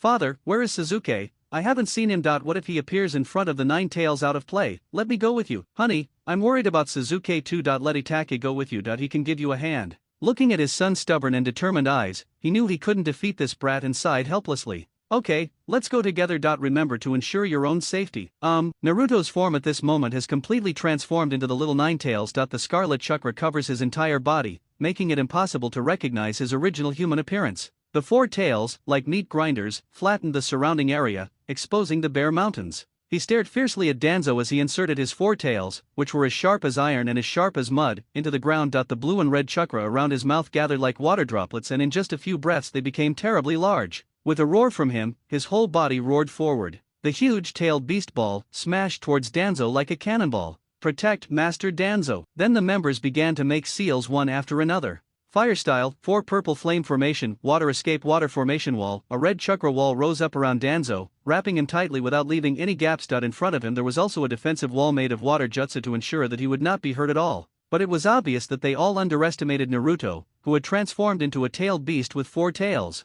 The amount of chakra contained in the tailed beast ball is so huge that it is simply not something that this small barrier can withstand. A green light flashed, and the barrier shattered like paper without leaving any residue. Danzo, who was at the center, was pierced through the heart by the tailed beast ball. The root members guarding him were blown to death or injured one by one, and there was no one left to stay by his side. Puff his eyes trembled in disbelief as he watched the monster in front of him spurt out a large mouthful of blood. The raging anger in his eyes seemed to be able to turn into substance. His originally perfect plan was disrupted by this brat. He sacrificed so many people and was seriously injured himself, but he couldn't do anything about Naruto in front of him. At that time, he should not have listened to the third generation and left him alone, but should have kept him under close surveillance. But it was too late to say these things now. He took advantage of the last moment of consciousness and used his life-saving skills. Izanagi in the blink of an eye, he appeared intact not far away from where he was just now, without even a cut on his body, not to mention the large pool of blood he had just spurted out. Only the look towards Naruto was still as vicious and terrifying as ever. "Damned demon fox, you will pay double for today's shame." After saying that, he wanted to turn around and leave, but how could Naruto let him go so easily? Naruto, who had transformed into the Nine Tails, screamed and continued to gather chakra to fire the powerful tailed beast ball in succession. The attack was as fast as light and Danzo couldn't dodge it at all. He could only grit his teeth and be pierced through the body by Naruto's attacks again and again in unwillingness and resentment. Naruto teased Danzo like a cat teasing a mouse, and he was not discouraged at all but became more energetic when he saw Danzo recover his body shape again and again. He rushed towards Danzo, waving his four huge tails, and his sharp claws and sharp teeth kept tearing and biting the human flesh and blood. No matter how powerful Izanagi is, the number of times it can be used is limited. The edge of the Sharingan transplanted on the arm where he had transplanted the 1,000 hand cells was almost consumed. He lowered his head and looked at the last remaining eye. This is his last trump card to save his life, but if it is used again, he will be truly at the end of his rope. Naruto, who had transformed into the Nine Tails, looked at Danzo, who was full of hatred but helpless against him, and his fierce and piercing laughter spread in all directions like a sonic bomb, which really dealt a heavy blow to the half-dead Danzo. He collapsed to the ground, and the muddy dust pulled Konoha's most powerful man deeply into reality. Danzo used Hashirama's cells in his right hand to create a huge tree with twisted branches and dense leaves that instantly enveloped himself and Naruto. Hashirama Senju's wooden shield had a miraculous effect on the Nine Tails chakra, and Naruto's Nine Tails coat was suppressed in an instant. The red chakra was tightly entangled by the branches of the tree, and the Nine Tails coat that first came into contact with the wood release began to dissipate little by little. Danzo was not much better, his arms turned into trees and his body gradually turned into wood. Naruto screamed in pain from being imprisoned, but the branches became tighter and tighter until he and Danzo were completely wrapped up and became part of the earth. Izanagi, the exhausted figure of Danzo, appeared at the side, breathing heavily, his eyes full of malice. In that last time just now, he had used up all of the 11 Sharingan stored in his body, and most of the root members around him were also dead. The price he paid to deal with such a little kid was not small. Danzo felt Naruto being tightly wrapped by the tree root explosion burial, and he could feel his vigorous vitality from the tree. As expected, the Nine Tails Jinchuriki is not dead yet, but his death is not far away, so let's take this opportunity to send them to hell together. He gathered the last bit of chakra in his body, took a deep breath, and his chest swelled up at a speed visible to the naked eye. Wind-style vacuum wave invisible wind blades swept across the wooden shield at a high speed, shattering the surface into pieces until the unconscious Naruto and Sasuke were revealed. See you in the next life, little ghosts. Uchiha Fugaku and his clansmen who were rushing towards the place where the Nine Tails appeared met the third Hokage and the leaders of other Konoha families, including the Hyuga, Inuga, Nara, Abarame, etc., who were rushing here. He glanced at the scene around the Hokage and thought to himself that it was a good thing that they didn't take advantage of the chaos to launch a coup, otherwise they would now be enemies with so many families in Konoha. He quickly jumped to the side of the third Hokage. Sandame-sama, is it Fugaku? Aren't the Uchiha clan performing a ritual? Well, during the ritual, I suddenly felt the Nine Tails chakra. The situation was urgent, so the police department and I reported the news to you and rushed here with our men. The third generation's eyes were full of relief. He knew that the Uchiha clan would not rebel. In their hearts, they still recognized and loved this village. It's an emergency now, let's hurry. Yes, everyone increased their speed and ran forward quickly. Look, there's someone over there. The Nine Tails chakra disappeared from there. That person is. It's Danzo-sama. Danzo-sama, are you alright? The person who asked the question saw the blood and broken wounds on Danzo's body, his disheveled hair, and his eyes full of resentment like poisonous snakes. He didn't look like he was okay. He was frightened by Danzo's terrifying aura and couldn't help but retreat behind the third Hokage. Danzo, where's Naruto? Have you seen Naruto? I feel the power of the Nine Tails leaking out from his body. The third generation stared at Danzo in front of him. He always felt that the leakage of Naruto's Nine Tails power was related to Danzo. Sasuke! Itachi exclaimed and rushed to Danzo to see his brother's young body covered with scars. His little face was pale without a trace of blood and he leaned against Naruto who was in the same miserable situation. Sasuke, Sasuke, wake up! He stretched out his trembling hand, too scared to move forward. He was afraid that when he measured, he would measure his brother's cold temperature. Itachi, why are you still standing there? Hurry up! It was absolutely impossible for Uchiha Fugaku not to worry when he saw his son lying there covered in wounds, so he immediately urged him. Itachi finally made up his mind and felt Sasuke's pulse. For a moment his face turned pale. He couldn't believe that his brother had died like this. He picked up Sasuke's body with his trembling hands, held him tightly in his arms and gently brushed the dirt off his face. How could this happen? He was a lively kid not long ago, why is he lying here cold now? Who was it that killed him? Tick-tock. The originally dry land was soaked with tears. Uchiha Fugaku saw this and turned his head away sadly.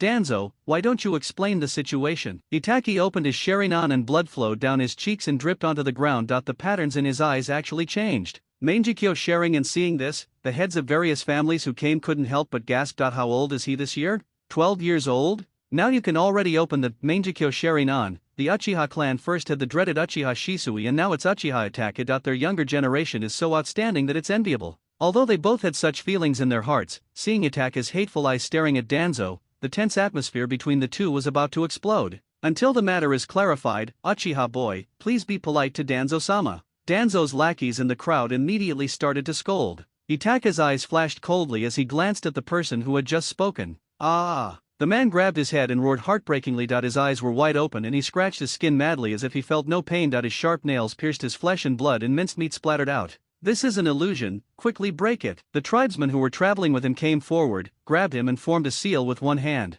Untie! He continued to scratch his rotten skin. It doesn't work. He looked at Uchiha Itake with hatred, but his attitude was still arrogant. Uchiha Itake, untie him quickly. Itake, the matter has not been clarified yet. Let's first ask Lord Danzo what happened, why Suzuki died here, and why the power of the Nine Tails was leaked. Uchiha Fugaku stared at Danzo with red eyes. He knew with his toes that this matter was related to him. It was a pity that his own son was involved in the struggle among the Konoha high-level officials at such a young age. He had to seek justice for Suzuki. Danzo looked at Uchiha Fugaku with a sneer. Was he just trying to use the death of his youngest son as a legitimate excuse for their rebellion? Danzo, the third generation, scolded him, and even the head of the Hayaga family in the crowd couldn't help but frown. This kind of groundless speculation was too hurtful. No one could remain indifferent when seeing their own flesh and blood die in front of their eyes. He looked at the pressure from the third generation and the dissatisfied looks in the crowd and chuckled, saying nonchalantly, Uchiha Shisui wanted to control the Nine Tails to destroy Konoha, but I stopped him and accidentally hurt this innocent and poor child. This is what happened. Danzo, you bastard. This time even Uchiha Fugaku couldn't bear it anymore. He rushed forward recklessly and smashed the treacherous old man's head hard on the ground with a straight punch, leaving a big hole in the hard ground. He really had a good plan. He blamed the Nine Tails rebellion on the Uchiha clan and put the blame of rebellion on them. He even killed the innocent Suzuki. Now he points all the problems to them who are clearly the victims. When Hayaga Hayashi and Nara clan leaders saw that something was wrong, they immediately stepped forward to stop it. Master Fugaku, please calm down. We all feel sorry for your son's accident. We cannot rely on Master Danzo's one-sided statement. If you lose your mind at this time, I'm afraid those false rumors will really be confirmed. Hinata Hayashi's finger was pointing at Fugaku's throat and Nara's kunai was also on his neck. If he dared to move, he would probably go to hell immediately. At this time, Fugaku also calmed down and took a deep breath. Sama-san aim, this matter must be thoroughly investigated. An explanation must be given to both the Uchiha and the village. At this moment, Suzuki, who had not breathed in Itake's arms, moved his fingers. His weak reaction was immediately noticed by Itake. Suzuki, are you okay? Suzuki heard Itake's call with his tightly closed eyes, and gently opened them to look at Itake and his father, who looked worried, then looked at the third generation and the heads of the major families not far away. Great, all the actors are in place. Although she thought so in her heart, she put on a terrified expression, threw herself into her brother's arms, and fearfully told him everything she had seen. Brother, father, someone wants to kill Shisui. He wants Uchiha Shisui's eyes. Brother, he wants to dig out our eyes. Suzuki, calm down and explain clearly who wants to kill Shisui and who wants to dig out our eyes. Suzuki raised his head in horror. He shrank in Itake's arms and looked around and saw Danzo sitting on the ground, unable to stand up after being beaten by Uchiha Fugaku. It's him who wants to dig out our eyes. Danzo had just been hit and blood was flowing from his mouth. Looking at Suzuki, who suddenly came back to life, he realized that he had seen it wrong. He had clearly been dead for a long time, so why did he suddenly wake up? He looked at everyone's suspicious eyes and gave a sneer. How could anyone here actually believe the words of a child? Danzo, where's Shisui? Didn't you just say he was going to control the Nine Tails? Where is he now? Itake looked at Danzo warily, his tone lacking any respect. Who knows, maybe he was killed by the nine-tailed fox during the fight just now, or maybe he escaped.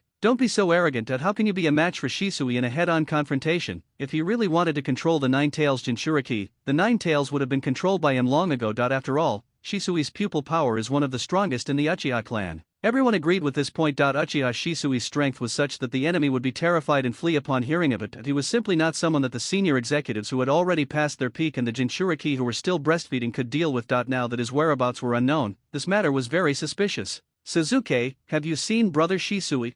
He nodded firmly and pointed to a pile of earth not far away. Brother Shisui was badly injured by that old man. When Naruto was driven berserk by him, Brother Shisui was beaten into the dirt pile. I saw it with my own eyes. This is impossible. He was a little exasperated. Shisui's figure couldn't be so close. If it was there, why didn't he notice it before? If what Suzuki said is true, we can find out if we go and see if Shisui has defected. Uchiha Fugaku flashed in front of the mound of earth. He dug the earth and found Shisui, who was seriously injured inside. Shisui, wake up. Uchiha Shisui slowly opened his eyes in response to Fugaku's call. Ahem, Master Fugaku, Master Third Hokage, why are you here? What happened to Shisui? Aren't you going to the Uchiha clan's festival today? Why are you here? The Sandaime knew very well that Shisui was going to hold a ceremony today to stop the Uchiha clan from rebelling, but looking at Fugaku's expression, it was obvious that he did not appear at the ceremony. So what happened that made him change his original plan? He glanced at Danzo, who was lying on the ground in a mess not far away, and spoke softly. Before I participated in the festival, I was called by Danzo-sama alone. He told me that he didn't believe in the Uchiha clan and suddenly attacked me. I couldn't react and was knocked to the ground. Suzuki and Naruto happened to be playing nearby and saved me. Slander, this is all slander against Danzo-sama. Hokage-sama and the leaders of each clan. The Uchiha clan said before that Danzo-sama had no chance of winning in a direct fight with Uchiha Shisui. How come he suddenly succeeded? What this person said was not without reason. Everyone looked at Shisui, hoped to get an answer from him. Shisui coughed twice and stared at Danzo and spoke calmly. That's because he used a Zanagi. Impossible. What kind of ninjutsu is that Shisui mentioned that surprised you so much? All power has a price. The price of using a Zanagi is that the Sharingan cast after using it will lose its light forever and cannot be opened. This is a forbidden technique by the Uchiha clan. Wait a minute, you have no evidence to support your claim. Everyone knows that Danzo's right. I was. What he didn't say next represented his respect for Danzo. As his right, I was originally blind. Uchiha Shisui's words were simply groundless accusations. Ha, how ridiculous, Sarutobi, just watch as those brats from the Uchiha clan slander me out of thin air. Aren't the sacrifices and contributions I've made for Konoha and the village worthy of your trust? Even though Danzo was sitting there with an embarrassed look on his face, he still had an indescribable majesty. After all, he had been in a high position for many years and had trained a large number of talented Umbu ninjas behind the scenes. His words not only carried great weight in Sarutobi Hiruzen's heart, but also in the hearts of the various Konoha families who came here. Everyone looked at Uchiha with suspicion. Fugaku gritted his teeth and looked at Danzo, who looked relaxed and contented. It was obvious that Danzo was the mastermind behind all this, but they had no convincing evidence. Third Hokage, please believe me, I definitely did not lie to anyone. Shisui forced himself to look at the Hokage he trusted the most, but Sarutobi just sighed that he couldn't simply convict Danzo based on what Shisui and Suzuki said. Calm down, everyone. Maybe there's some misunderstanding here. Misunderstand, Hokage-sama. Fugaku's eyes were dark and contained a hint of hatred, which were particularly clear under the cold moonlight. Why don't we make it clear that Konoha was originally founded by the Senju clan and the Uchiha clan? After that, other clans joined in. Ever since the death of the first Hokage, Hashirama Senju, the second Hokage took over and has been implementing a high-pressure policy against the Uchiha clan. In order to better control and monitor us, he has driven us to a corner of the village until today. Fugaku. The third generation had never thought that he would actually speak this out in public.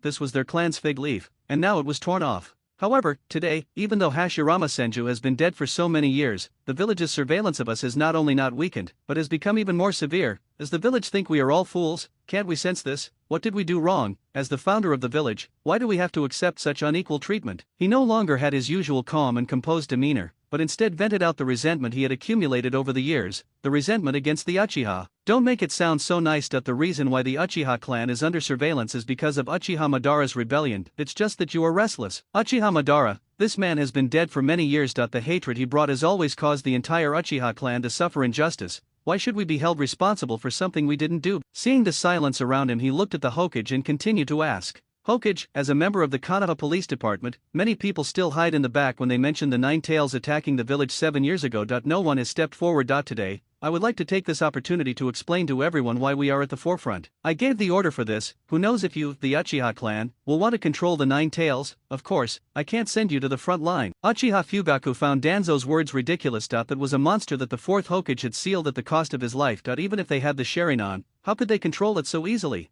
Hokage-sama, why don't you speak a fair word? How many years will we have to bear this infamy? Fugaku, don't get excited. I agree with this. Even if the situation is critical, someone must be on guard at the rear. This is my trust in you. Trust? He suddenly raised his voice and felt it was incredible. Trust us means that we have never said a fair word for the Uchiha clan in public for so many years. Trust means that you have turned a blind eye to Danzo's constant pressure over the years. Is this what you mean by trust? Third Hokage, Mr. Fugaku, please watch your tone. He looked up at those pairs of dissatisfied eyes as if he had made up his mind. Everyone, Hokage, since you don't trust Uchiha so much and are so wary of Uchiha, why don't I take the entire Uchiha clan out of Konoha village and cut ties with Konoha from now on, and never have any contact with them again? Impossible. Danzo coughed violently and roared loudly. You are an act of treason. I will never allow it. If you dare to take a step out of the village, the members of the root will strangle you all immediately. As he said this, the Umbu members behind him each picked up their kunao and guarded against the Uchiha clan. Itaki and the young Uchiha behind Fugaku also picked up their kunao and confronted each other.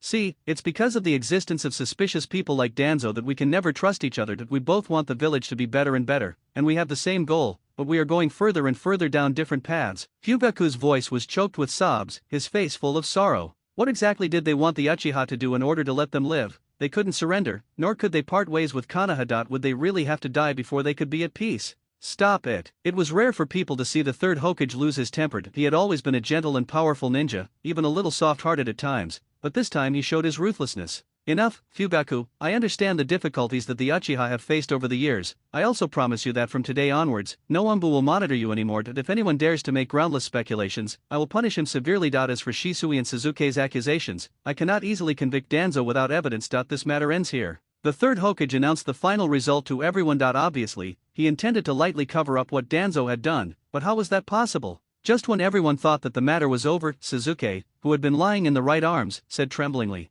"What are you all standing there for? Hurry up and grab the crystal ball from his hand." All along, Danzo's expression, as steady as an old dog, finally showed cracks, and his face, which looked like a wrinkled wall, finally began to peel. The Umbu members around him heard the news and moved one by one. They flashed in front of Itaki, who was holding Suzuki, and tried to snatch the crystal ball in his arms. God knows Itaki had just reached the limit of his patience with these people. If his father and so many family leaders hadn't been there, he would have killed them all. How could he not want the opportunity that was now offered to him? Itaki held Suzuki tightly in his arms and formed a seal with one hand. Mangekyo Sharinan Tsukuyomi, the unique pattern of the kaleidoscope, appeared on his eyes. All the Umbu ninjas who met his eyes fell to the ground with headaches, curled up their bodies and let out miserable cries. Don't look him in the eyes. If you don't look into his eyes, the Sharinan won't work. The surrounding Umbu ninjas immediately closed their eyes upon hearing this, and they drew dozens of shurikens from behind and fired at the same time. The rain of swords from the sky went straight for the lives of the two brothers without the slightest hesitation, not caring at all whether the two would be stabbed like hedgehogs.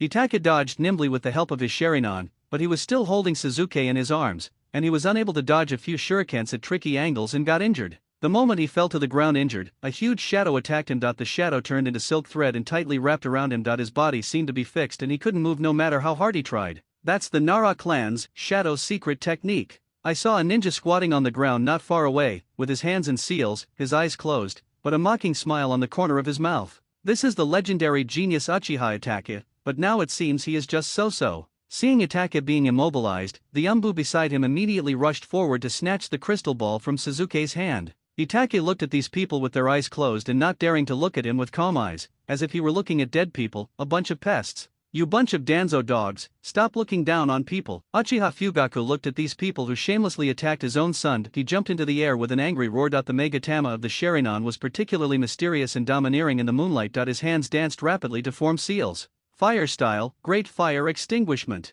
The sky was filled with brilliant fireballs that lit up the darkness and smashed down heavily like the end of the world. Water style, waterfall technique. 5 Umbu ninjas formed seals with their hands, and a huge water curtain rose from the ground in an attempt to block Uchiha Fugaku's attack. It was not until this moment that people remembered that the man who had been behind the scenes for a long time was the patriarch of the Uchiha clan. Although he has never taken action over the years, how could his strength be stopped by a few little devils from the Umbu? Sure enough, the water curtain evaporated quickly the moment it hit the fireball. The Umbu carried Danzo and left quickly, but the explosion and whirlwind caused by the fireball falling to the ground swept around, and their figures disappeared in the flames. Things happened so quickly that even the third Hokage didn't have time to react. He didn't expect that the usually calm Uchiha Fugaku couldn't help but take action. When things calmed down again, the smell of burnt meat filled the darkness, making people wrinkle their noses in discomfort. The miserable screams resounded throughout the outskirts of Konoha village. Suzuki watched with his eyes wide open. Although he knew that his father was the clan leader, in his impression, his father had never taken direct action. In addition, in his previous life, he was killed by Itaki, who was only 12 years old, so he always thought that his father was not very strong. Now it seems that this is completely wrong.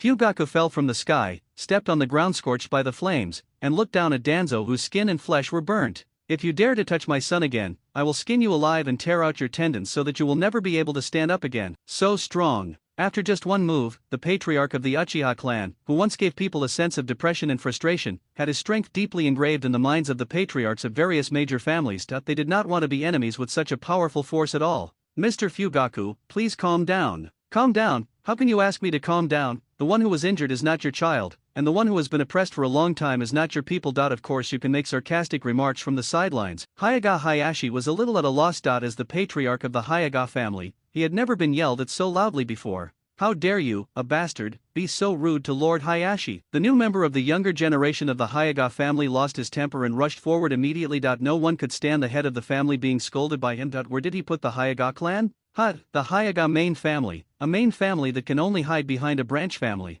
What do you mean? The other party saw Uchiha Fugaku's sarcasm and became angry. What I mean is that you are nothing but a bunch of cowards. You think yourselves are of noble blood, hiding behind the branch family to enjoy the glory and wealth, a bunch of hypocritical scumbags to the extreme. Hayashi frowned. They had never had any contact with the Uchiha family and didn't understand why he had such a strong hostility towards the main family. Master Fugaku, I had no intention of arguing with you, and I didn't mean to be rude just now, but since you insult me like this, as the head of the Hayaga clan, I still have to ask for an explanation for the family. Master Hayashi, the Hayaga family is a very explosive existence in the entire ninja world, as they can control their blood relatives like dogs and mark them with shame. They claim to be doing it for the family, but they gave their own brother to the Hidden Cloud village in exchange for their own survival. We, the Uchiha clan, can't do such a thing.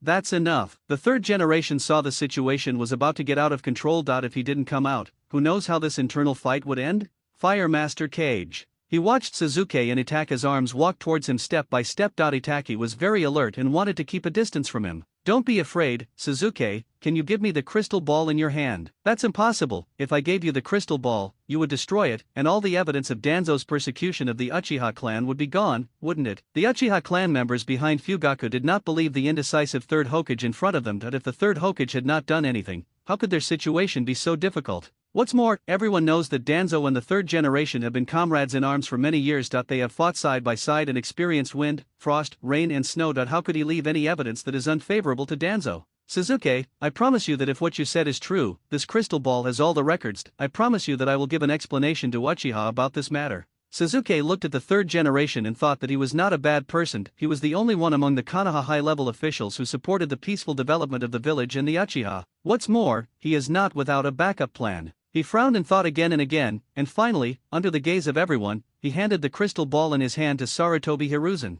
He looked at the crystal ball in his hand. Perhaps this was Pandora's box. Opening it would release hope but also bring despair. Sarutobi, give me that crystal ball. Danzo saw the hesitation in the heart of the third Hokage. If what he said and did before were made public in front of everyone, how would he gain a foothold in Konoha from now on? Not only that, he would also become the laughingstock of the entire ninja world, which he absolutely could not tolerate. Seeing that the third generation held the crystal ball tightly in his hand and did not take any action, he urged again. Sarutobi, you should understand that some things should not see the light of day. It's not good for anyone. Is it bad for anyone? He raised his head and looked at the young ninja of the Uchiha clan. As the Hokage, he should consider the village and everyone in the village. The Uchiha clan is also a member of the village. Looking at these young people, the resentful and hateful expressions on their faces were the result of years of injustice towards them. The village really owes them justice. He squeezed the crystal ball in his hand heavily, and finally made up his mind to play the crystal ball in front of everyone. Sarutobi. Danzo roared in frustration, causing his already broken body to cough violently. His eyes were like poisonous snakes, but there was no trace of remorse.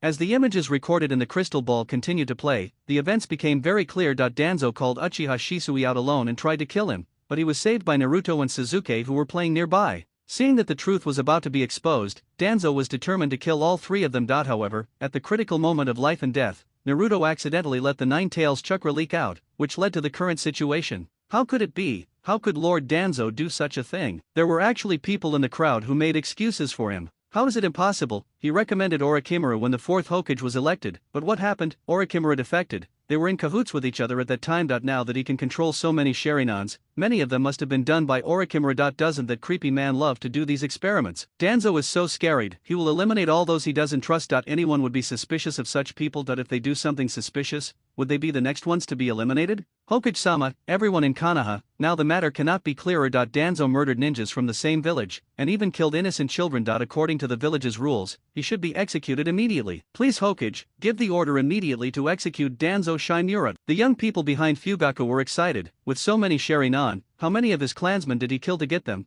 This scumbag in front of him was simply unforgivable. The Uchiha finally raised their heads in front of everyone. They were finally no longer accused of being the cowards who would only shrink back when the village was in crisis. Only Danzo's death could comfort them for the humiliation they had suffered over the years. Hokage-sama, please give me an answer for the Uchiha. Sarutobi looked at Danzo, who had no remorse even when he was about to die. Then he looked at the uneasiness in the eyes of the patriarchs of the major families. The third generation sighed heavily and bowed deeply to Uchiha Fugaku. I am so sorry. For so many years, I have been weak and have let Danzo go, which has led to the current situation. As the Hokage, I have an unshirkable responsibility. I sincerely apologize to everyone in the Uchiha clan. However, please consider that even if he has no merits, he has worked hard and spare his life. Hokage-sama. This ending was also unexpected. He was the Hokage, the man with the highest combat power and the most power in the village, but now he was hunched over and apologized to them. Even if there was a huge dissatisfaction in his heart, it was somewhat dissipated. Hokage, you don't have to be like this. I heard Shisui tell Itaka that you, like us, hope to live in peace with each other. The source of all this trouble is Danzo,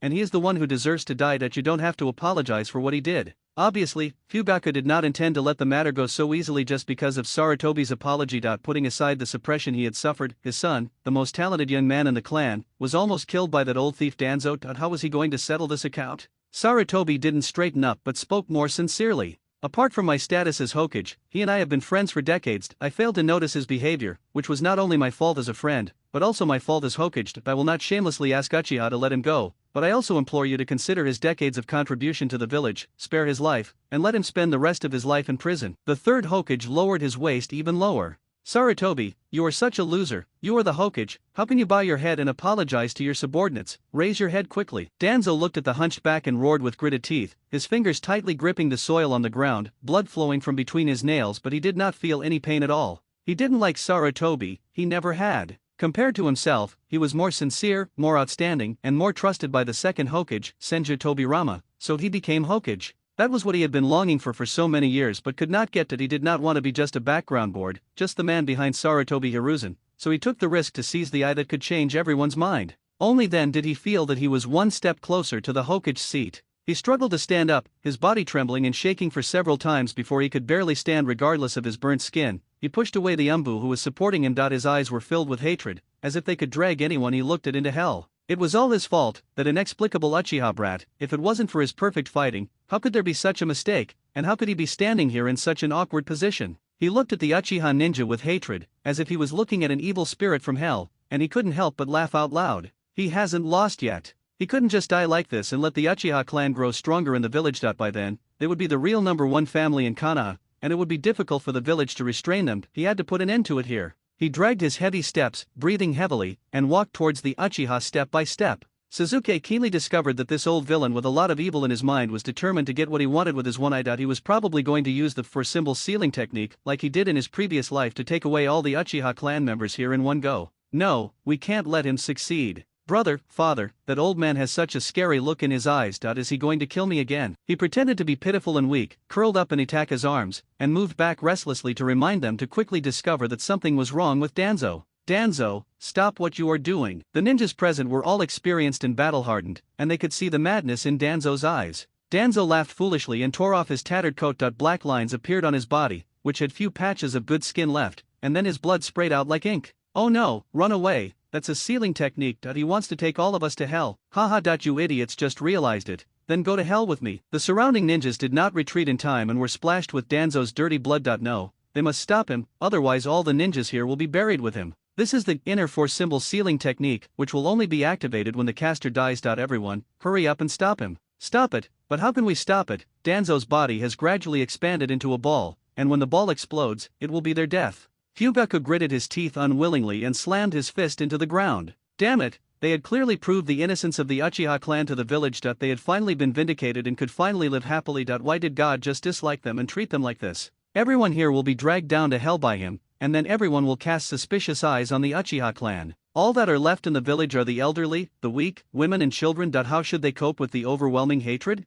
Danzo, you have such evil intentions. Itaka seemed to understand what his father was thinking. He rubbed his slightly sore eyes and forced open his Mangekyo Sharinan once again. Didn't Danzo want to die? He just wouldn't let him have his way. He wanted Danzo to carry this ugly body with him for the rest of his life, living in a dark corner forever and never seeing the light of day. Mangekyo Sharinan Tsukuyomi Itaki was looking for Danzo's eyes in the pile of meat. The moment their eyes met, he exerted his eye power on Danzo. The powerful illusion will distort his will, and he will be trapped forever in his own beautiful dream. Everyone looked at the body that was swollen like a balloon and did not continue to expand, and they all breathed a sigh of relief as if they had survived a disaster. Great. Great, we're fine. That move just now was so scary. Including the patriarchs of so many Konoha families, including the third Hokage, were present. If these elites died at the same time, Konoha would never be able to recover. The era of Danzo came to an end. Sarutobi Hiruzen felt indescribable pain as he looked at the swollen ball of flesh. Danzo, is this the ending you wanted? He reached out and moved the chestnut hat on his head to cover the expression on his face. Third Hokage, take him away and lock him up in Konoha's prison. Uchiha Fugaku looked at the third Hokage's current appearance. Obviously, this was not a good time to talk. He hesitated, but finally made up his mind and walked over to the third Hokage. Hokage-sama, I have a humble request. Tell me what you mean. I want that child, Naruto, to be taken care of by the Uchiha clan. No, to be more precise, it should be Mikoto, my wife. That's absolutely impossible. Everyone knows that the Sharingan can control the Nine Tails. You are so close to the Nine Tails. What if one day you have the intention of rebelling? The people who were originally retreating around heard Fugaku's request and immediately came forward to stop him. I think the third Hokage knows better than me whether the Sharingan can control the Nine Tails. The conditions to be met are definitely not something you can achieve with just a few words. Stop talking nonsense. Wasn't it Uchiha Madara who controlled the Nine Tails and the first Hokage, Senju Hashirama, to have a decisive battle in the Valley of the End? If the first Hokage hadn't been seriously injured that time, how could he have died so early? I'll say it again, the only one who can control the Nine Tails is Uchiha Madara. One must cultivate the Sharingan to his level, and must have such a huge amount of chakra to be able to control the Nine Tails. But he has already died without even a bone left. What are you still worried about? Facing everyone's doubts, Uchiha Fugaku responded bluntly and domineeringly. He turned around and looked at the third generation very sincerely. Sitting everyone here knows Naruto's identity. He is the son of the fourth Hokage and can be said to be the child of Konoha's hero. But do the people here dare to say that they know nothing about the circumstances he has suffered since childhood? Aren't you afraid that the spirit of the fourth generation who sacrificed his life for the village will be upset if you treat him like this? Many people sitting here have a close relationship with the fourth generation. When he was alive, they were brothers. Now you see your friend's child being looked down upon and criticized in the village. How dare you go to see the fourth generation? Well, it's embarrassing to say that we couldn't have too much contact with Naruto due to the awkward position of the Uchiha clan. But my youngest son told me that no matter whether we are Uchiha or Naruto, we have done nothing wrong and should not be treated unfairly like this. Today the Uchiha clan's problem has been solved, but what about that child? Today's incident of the Nine Tails chakra leak will spread all over the streets tomorrow. Will he have to face a new round of indifference? Hokage-sama, I admit that I have selfish motives in this. Ha, you've admitted that you have selfish motives. Shut up and let Fugaku-sama finish. When the fourth Hokage was alive, he had always worked hard for the Uchiha to live in peace with the village. After his death, I was unable to take good care of his child. Mikoto, my wife, and Kushina had such a good relationship. She felt very sad to see Naruto isolated by everyone. She and I both hope to raise Naruto by our side and watch him grow up safely. After 100 years, we can have an explanation when we meet our good friends. So please promise me, Hokage-sama. Sasuke looked at his father's bent back. The fourth Hokage must have been a very good person, which is why he gave birth to such an excellent child like Naruto, and why he has been remembered by everyone for so many years after his death. The third Hokage was silent for a while. As the Hokage, he naturally had his considerations. Although Fugaku's words were sincere, no one could guarantee that he did not have any ulterior motives. Hokage, please, Naruto is ignored by everyone in school except Irika-sensei. He looks really pitiful every time he goes home alone. As his good friend, I support your father's idea. Since he must feel at home, then we, the Hyuga clan, can do the same. A man behind Hayashi stood up and looked at Uchiha Fugaku shamelessly. This guy should stop playing the emotional card here. Everyone among the senior officials present here knows how important the Nine Tails Jinchuriki is to the village. Why should their clan get all the benefits? Really? I don't think so. Don't you know how big the conflict between your branch family and the main family is? Is such an environment really conducive to Naruto's growth? Although the Byakugan is one of the three major eye techniques in the ninja world, does the Hyuga family really have a way to stop Naruto when he loses control? You! The man's face turned red with anger. This bastard didn't give their clan any face from the very beginning and exposed their past in front of so many people. Indeed, considering the stability of Naruto's nine tails chakra in the future, the Uchiha clan is indeed a suitable place for him to stay. Hokage-sama. The third Hokage ignored him, instead he squatted down and looked at the young Sasuke. Are you a good friend of Naruto's? Looking at the gentle smile of the third Hokage, Sasuke glanced at Naruto who was still unconscious and had an unusually firm expression. Yes, I am his best friend, both before and after. In the past, Naruto had always been with him and helped him get his originally decadent life back on track. Naruto, this time I will be by your side to protect you. Really? Then please take good care of Naruto in the future. Sarutobi reached out his old hand and touched Sasuke's head. Yes, Hokage-sama. Now that the Hokage has made the decision, everyone else can only swallow their anger and accept it. At this point, the incident caused by Danzo's selfishness came to an end, and the Uchiha clan finally emerged from the haze. Fugaku picked up the injured Naruto. He looked at the child and smiled gently. He looked very similar to the fourth Hokage. Sasuke, Itachi, you're going to have a new brother from now on. In the hospital, Naruto was sleeping on the bed with his legs spread out, snoring loudly. Sasuke was speechless. Was this guy really just a child? His snoring sounded just like an old man. Sasuke, you seem very happy. Itachi sat next to the bed, peeled an apple for Sasuke, cut it into small pieces and fed it to him. Why do you ask that, brother? Don't you like Naruto? Itachi shook his head gently and looked at Sasuke lovingly, his expression a little lonely. No, I'm just a little lonely. The Sasuke who used to only stick to me and ask me to accompany him in ninjutsu training has a new friend. Will he forget me? Sigma degree Sasuke, why do you look like that? Itachi's smile froze on his face and he was so scared that he couldn't speak clearly. The warm and sweet scene he had expected of Sasuke comforting him in a cute and baby voice did not come. Instead, he saw contempt on his face. Yes, that's right, contempt. Brother, do you remember what I told you before? If you are really lonely, just find a girlfriend. That you are always so clingy to me, and I always feel a little. Sasuke didn't say the rest of the words because he felt it was too hurtful to say them out loud. It's not his fault that he is too ruthless. It's just that as a soul over 50 years old, he was forced to pretend to be childish before. Now that the matter has been resolved, he is still sticking with Itachi every day. He is not really a child. Is that's so. I'll consider it. He forced himself to maintain his expression, and his eyes lost their luster as if he was missing 3 of his 6 souls. After feeding the apples, he stood up and spoke mechanically. Okay, I'll go see your brother Shisui and come back to see you tomorrow. Then he staggered out of the ward door, not even looking at the door clearly on the way, and knocked his head hard on it. But he stood up quickly like a puppet, then staggered and knocked his head hard. He walked away stumbling. Sasuke looked at Itachi with a strange look on his face. He didn't understand what he had said wrong just now. He was clearly thinking about him. Maybe now that the family is safe and sound, Itachi has corresponding troubles at this age. Maybe he is not popular? Looking at her brother's handsome face, he doesn't look unwelcome at all. What's wrong? You look like a demon has sucked your soul away. Those who know you think you are here to see, but those who don't know think you are here to drag me to hell with you. Shisui couldn't help but joke when he saw Itachi's eyes had lost their luster. Without further ado, it must be his beloved brother. Otherwise, he really couldn't think of anyone else in the world who could give such a heavy blow to the tough Itachi. I feel like Sasuke has grown up overnight since he made friends with me. He no longer sticks to me and asks me to practice with him like before. Now he even looks at me with contempt. Does he think I've been too cold recently and no longer likes me? He sat on a stool, supporting his aching head with his hands, looking like the world was coming to an end. Really, the relationship between the village and the family was so tense before, but he didn't look so upset. You're such a brother, Khan. Sasuke isn't young anymore. Isn't it normal for him to have 1 or 2 friends? He's grown up and sensible now. He knows you're busy and doesn't bother you anymore. Shouldn't you be happy? Happy? I'm not happy. I just hope forever that he will call me brother behind me. Okay, don't just say Sasuke despises you. I despise you too. How about you? Are you feeling better?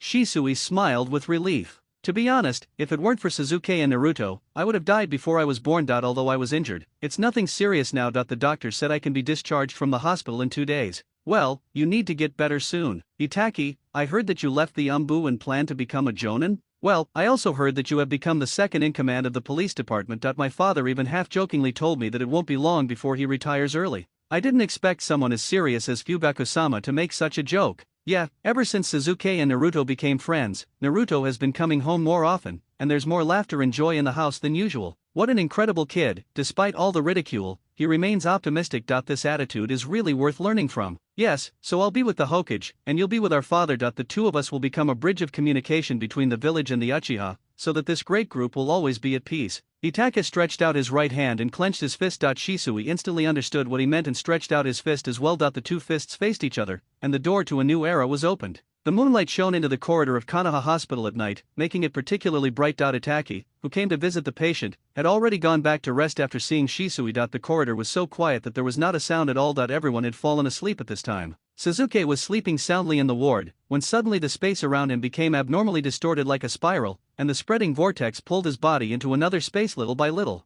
There was nothing in the space except for the terrifying silence. A cloaked man in black stood there holding a sharp kunai, about to end Suzuki's young life. It's all because of this brat. If he and Naruto hadn't suddenly appeared, Danzo wouldn't have lost so easily. Today would have been the night of the Uchiha clan's extermination. His action changed the original trajectory of the world, and Naruto couldn't move now, so he took out his anger on this hateful little brat. He wanted to put the brat's body on the third Hokage's desk. He didn't believe that Uchiha Fugaku could stay in the village with a calm face after seeing his youngest son's tragic death. The kunai was emitting a cold light. He turned it around in his hand, held it in his backhand, and stabbed it hard into the delicate neck. Suddenly, Suzuki, who was lying on the hospital bed, opened his eyes. His pupils were as red as blood, and the hexagram pattern was extremely charming. Amaterasu, the black flames that suddenly appeared on the black-clothed man's body, wrapped him tightly. The fierce black flames seemed to be able to devour everything. The man in black could only scream and wail continuously, and his flesh and blood was rapidly destroyed at a speed visible to the naked eye. Izanagi, the masked man in black, reappeared beside Hei, and he had completely lost his previous composure. Even through the mask, one could feel his fear and vigilance. "You're not Suzuki, who are you?" Suzuki sneered, and a cloud of white smoke appeared from his body. After the white smoke dissipated, a handsome adult man walked out of the smoke.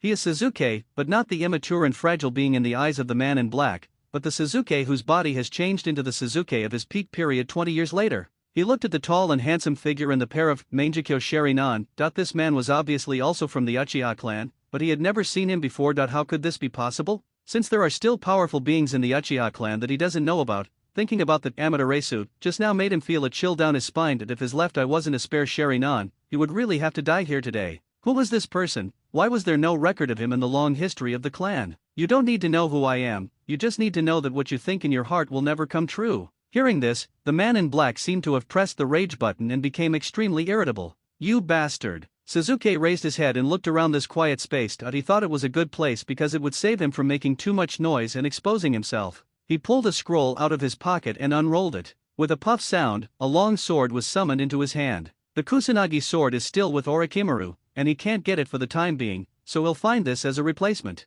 He holding the sword in his left hand, he lunged forward and took the lead in attacking. The lightning chakra attached to the sword was like thousands of thunderbirds screaming. Chidori Blade Suzuki's figure disappeared like white smoke, and the man in black did not attack his body. Shadow clone technique, Suzuki's figure flashed from behind, and thousands of squeaking senbon fell rapidly like a rain of swords from the sky. The black-clothed man's body did not become weak for the second time, but he took the blow solidly. The sharp senbon swords cut through his skin and penetrated his body. Fortunately, he used the Sharinan to determine the locations of a few vital points in advance and dodged them. He looked at Suzuki, who was standing on a high place and looked like he had everything under control. Who is he? Not only is he related to the Uchiha clan, he is also related to Kakashi. What's more terrible is that he seems to know his Kamui's weakness. Izanagi had just used up his life and he had no second chance. "Why, Obito isn't coming at me?" The man in black's body froze for a moment. He actually knew his real name. "How do you know who I am?" "It's not important. What's important is that I look down on you. You've been living in an illusory dream. Don't you think you can really create a world for yourself?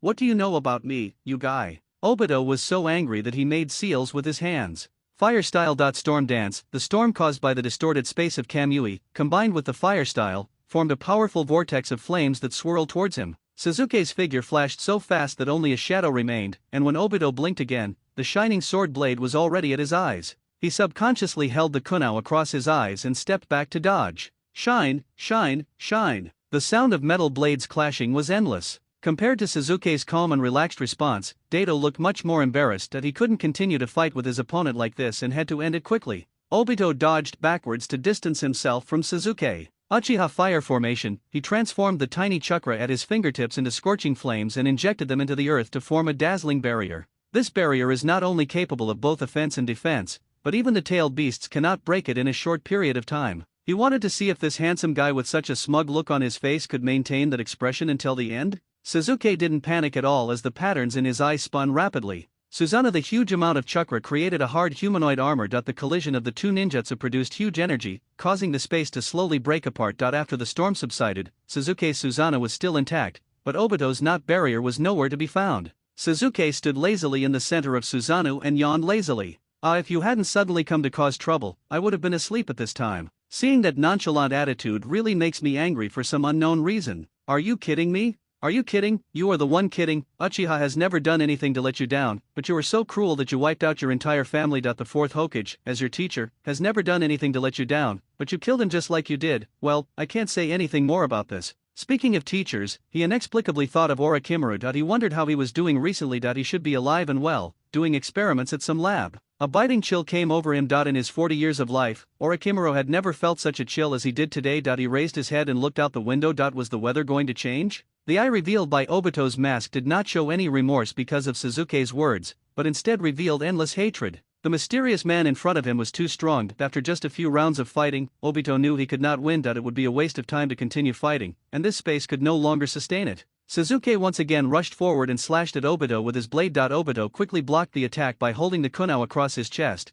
causing the original blade to distort its direction. He took this opportunity to use Kamui again. Suzuki's attack seemed to hit the air and he frowned in displeasure. If Obito wanted to be a coward all the time, there was really nothing he could do. It's a space ninjutsu, what a hassle. Looking at the gradually disappearing figure, Suzuki shouted loudly at Obito. Uchiha Obito, listen to me. I don't care what you are planning, but if you dare to attack Konoha or Uchiha, I will kill you. Obito held up his injured body and glanced back at the majestic figure. It seems that Uchiha Madara did not tell him the truth, otherwise why did he never tell himself about such a powerful person? The plan has changed, and we will make other plans after he recovers from his injuries. Suzuki watched Obito's figure disappearing into the distance and returned to the ward, unleashing his transformation jutsu. That was a close call. If he had fought for a little longer, his chakra would have been exhausted. To ask why he suddenly had such a huge amount of chakra, it all started from the night when Shisui was attacked. He knew very well that it would be impossible to stop Danzo's plan with just the chakra he had cultivated in Naruto, who had not yet grown up. All plans are nonsense if there is no real strength to back them up. It's not that he doesn't have strength, he just doesn't have chakra for the time being. So where does the chakra come from? Just as he was thinking about this question, he saw Naruto jumping around next to him. Omega, isn't there a rich chakra treasure trove around me? Why not just ask him to borrow some? Naruto, take a look my eyes. Suzuki isn't training today, why are you looking at me in the eyes? Naruto stared at Suzuki's eyes without any precautions. His eyes were really big and his eyelashes were so long. As he was thinking about this, Suzuki's eyes changed. He opened his Sharingan and entered Naruto's body. Seeing the nine-tailed fox again still shocked me. Its huge body, sharp teeth, and violent temper would scare anyone who saw it. Who dares to come to my territory? Julaba's slight movement created a strong storm that made his small body shake uncontrollably. I thought he was a powerful guy, but when I looked closely, I saw that he was a white and tender little ball, not even half the size of his fingernail. But such a small ball had a pair of eyes that contained endless power. Julaba put away his contempt and asked, "Can't you see clearly inside Naruto's body? I am Uchiha Suzuki." The nine-tailed fox's huge ears twitched and he thought for a long time before coming to a conclusion. Well, isn't this the kid that Naruto has been chasing after? He is about the same age as Naruto and is a student at the Ninja Academy. But the child in front of him with a relaxed smile on his face was definitely not as simple as he imagined. The first time I saw him, my beast instinct told me to stay away from him. This was the first time I had such a strong feeling since Uchiha Madara.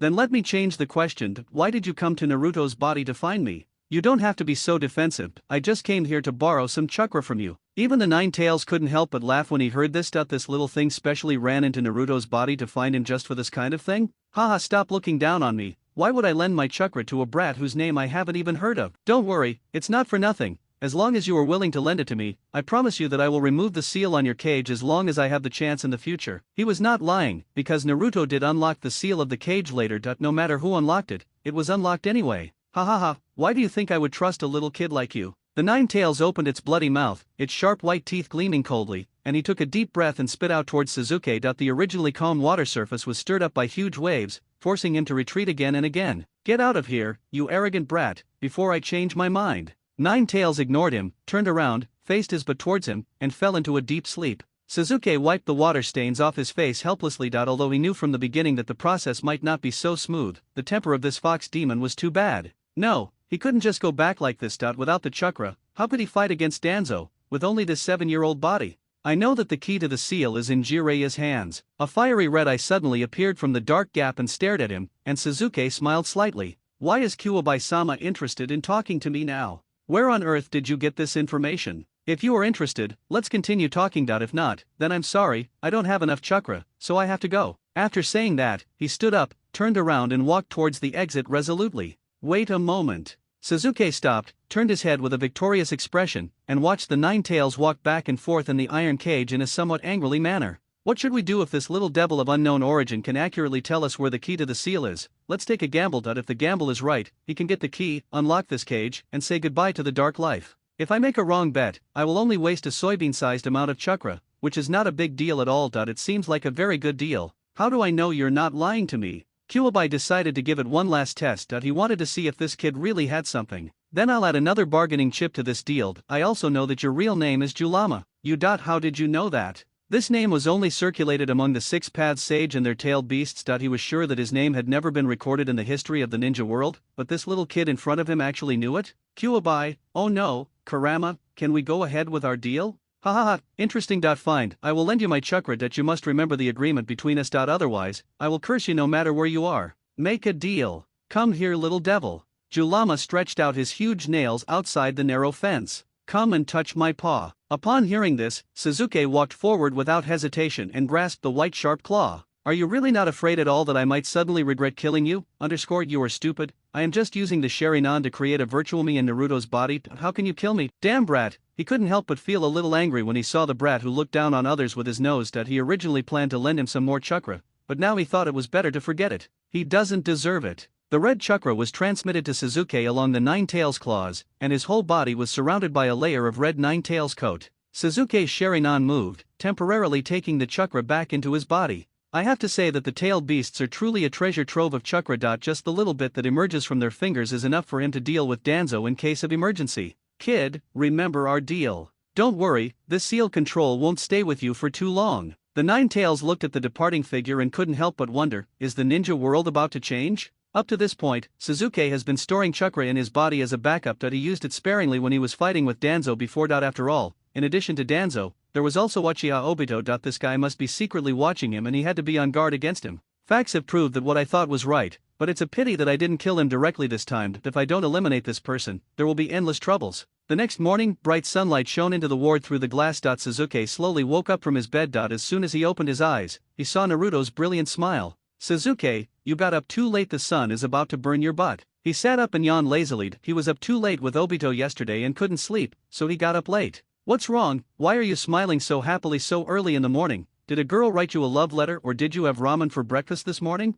As for Naruto, he still knows him very well, but those few things can make him so happy that he loses his mind. How disgusting. What are you trying to do by being so coy? Just say what you want to say. Naruto hesitated again and again, but finally spoke. He looked at Sasuke eagerly. I woke up this morning and heard Hokage-sama tell me that I will be living in your house from now on. Yeah, I know, what's wrong? He supported his chin with one hand and looked at Naruto with a smile on his face. Naruto's face had already turned red like a cooked shrimp and he spoke in a low voice. Please. Naruto's smile was as bright as the rising sun in the morning. From today on, he was no longer alone. He had brothers and a family. He no longer had to endure the long nights and look forward to the arrival of the morning. At the Hyuga household, Hayashi sat in the courtyard thinking about what Uchiha Fugaku had said. Master Hayashi, being able to control and mark your blood relatives like dogs is an extremely explosive existence in the entire ninja world. He and Hisashi are twin brothers and should have grown up happily and respectfully, but because of the rules of the Hyuga clan, he was forced to be separated from his brother since childhood.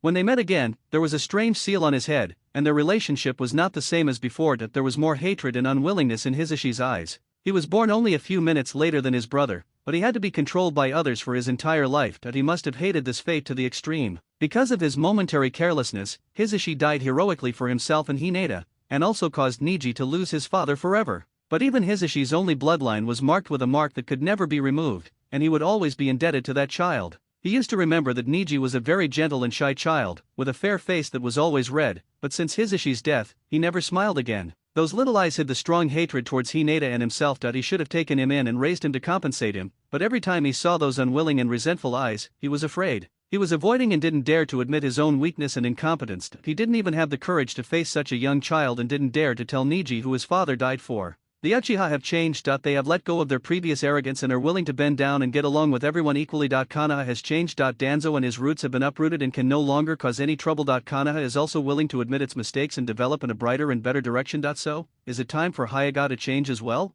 Master Hayashi, Hyuuga Niji has arrived. Hurry up and ask him to come in. Yes. Niji, who was only 8 years old, followed the guide in with a cold face and no emotion on his face. He saw a flash of resentment between the brows of the head of the Hyuga family, but it was still noticed by Hayashi. Lord Rizu, what do you want me to do? Niji bowed respectfully. The unfamiliarity of their status and relationship made the relationship between the two seem extremely distant. He is obviously his uncle. Hayashi smiled helplessly, but the world is like this and he can't force Nisi to call him uncle. Niji, I recently ran into your teacher from Shinobi School, and he said you were doing very well in school. How is that going? Are you having any difficulties in school? Listening to Hayashi's words, Niji was a little confused. What was the clan leader doing with nothing to do? He suddenly called people here just to talk about this kind of thing. Well, everything is fine in my life, I don't have any problems. Is there anything else, Lord Hayashi? If not, I'll take my leave. Looking at that little face that looked so distant, the atmosphere became awkward for a moment. He coughed coldly and continued to speak gently. Yes, by the way, I came to you this time just to talk to you about my plan to take you into the Zone family and raise you by my side. Little Niji was shocked when he heard this. He didn't understand what tricks the clan leader was playing. Why did he take it to the main family to raise it? The rules of the Hyuga family regarding the main family and branch families were long-standing and no one had ever broken them. Master Hayashi, how can this be possible? Niji is just a member of the branch family.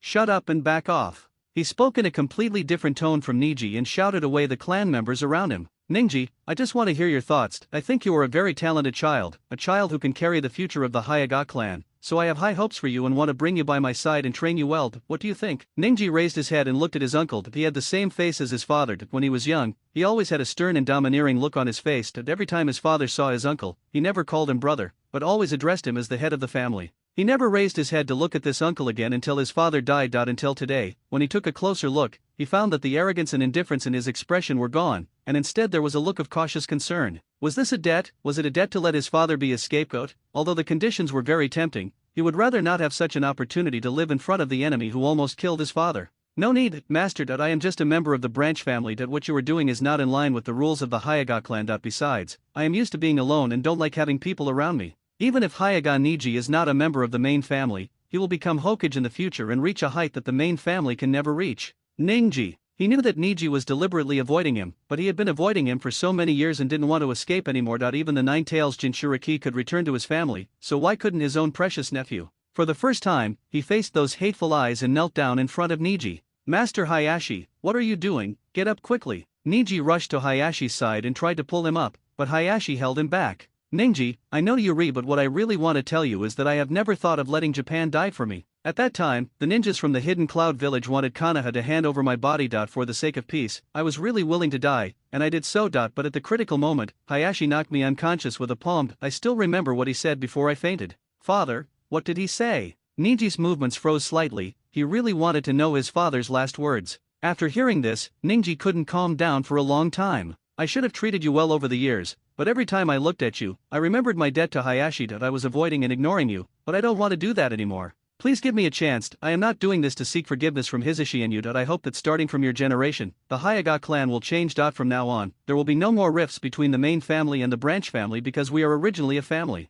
Hizu-sama. It would be a lie to say he was not shocked when he saw Lord Rizu kneeling down and apologizing to him. However, what shocked him even more were the words and choices his father made before his death and the choice Lord Rizu made today. They really care about each other. Even the division of the clan did not destroy the feelings between the two brothers. Do they want to be the master of their own destiny, even just once? Niji felt as if he understood what his father really wanted to convey to him. Ninkai, your destiny is in your own hands. Don't blame yourself and lament the unfairness of fate because of temporary confusion. Each of us is the master of our own destiny as long as we are willing. He looked at Lord Rizu, who was in tears and had already sobbed. That day, he lost his beloved father, and Lord Rizu also lost his most beloved brother. He felt that his father's spirit in heaven would never want the people he protected with his life to fight each other. The first time he walked forward and hugged Rizu, who was kneeling on the ground. Master Hayashi, I have made up my mind. I am willing to stay by your side and study with you. I will work hard to be the master of my own destiny and lead Hyuga to a different world. Niji. Hayashi stood up and hugged little Nisi tightly in his arms. From today on, he would treat Nisi as his own son and would never let him suffer any injustice.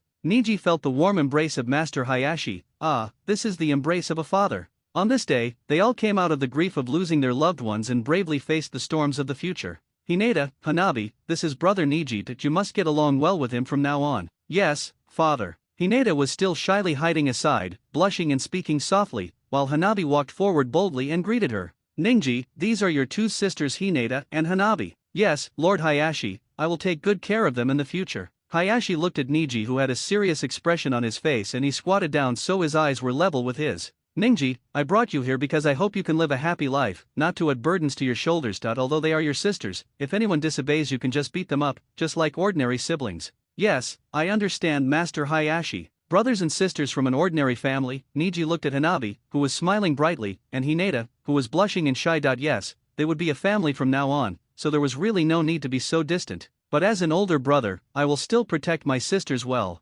And, Niji. Yes, Lord Hayashi. Don't call me Lord Hayashi from now on. Can't you just call me uncle? Hayashi was a little nervous when he said this. He was afraid that he would make Niji feel uncomfortable. Yes, uncle. He was stunned by Nishi's crisp call, but he happily stretched out his big hand and stroked Nishi's round little head. Ninji, welcome to this home. If you are still alive, you should feel relieved. Spring went and autumn came, and 5 years had passed quietly. Since the conspiracy of Shinmura Danzo was shattered, the development of Konoha has been on the right track. Thanks to the efforts of the younger generation, the relationship between the village and the Uchiha has become increasingly harmonious in recent years, and the two sides no longer have the previous unfamiliarity and estrangement. Uchiha Shisui, who was trusted by the third generation, came to the Konoha police department and became the second in command here. With him around, the police department had less of the rigid and indifferent atmosphere of the past, and was more concerned in caring for everyone and the villagers. And Itaki also withdrew from the Umbu and is now beside the third Hokage. He is one of the Jonin who is as famous as the copy ninja Kakashi.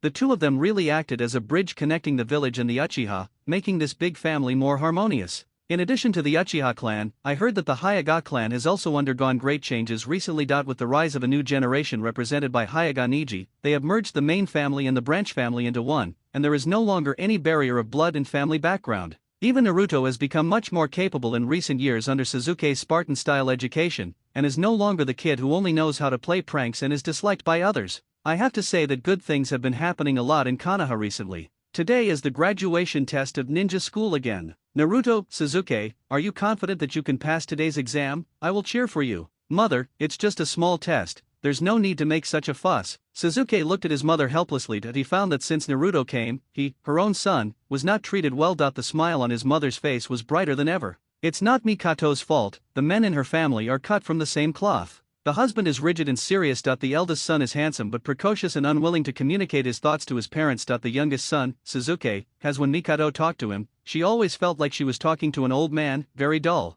But Naruto is different. The child is naturally optimistic and positive. Since he came, he has brought a lot of laughter to the family. He is indeed Koyukuna's son. Sasuke was speechless looking at Naruto's smug face. What kind of surprise was that? It must be a shock. He knew Naruto's ability to cause trouble better than anyone else. Over the past 5 years, apart from teaching Naruto ninjutsu, he just watched this guy perform all kinds of boring pranks. He used to do that to attract everyone's attention, but now it seems that he is really being naughty. Sasuke silently prayed for the examiners of this exam in his heart, hoping that Irika-sensei and the others had a big heart and would not be frightened by Naruto's tricks and have a heartbeat disorder. I have to say that Sasuke's understanding of Naruto is quite thorough. Students, today is your last day in the ninja school. Today, you will be tested for clones. After passing the test, you will be a qualified genin. I hope all the students can get good results today. Students whose names are called will go to the next room for the test. Thank you for your hard work, Irika. Where is that? Teacher Mizuki has worked hard too. By the way, how are the students this year? Are there any that Irika-sensei has high hopes for?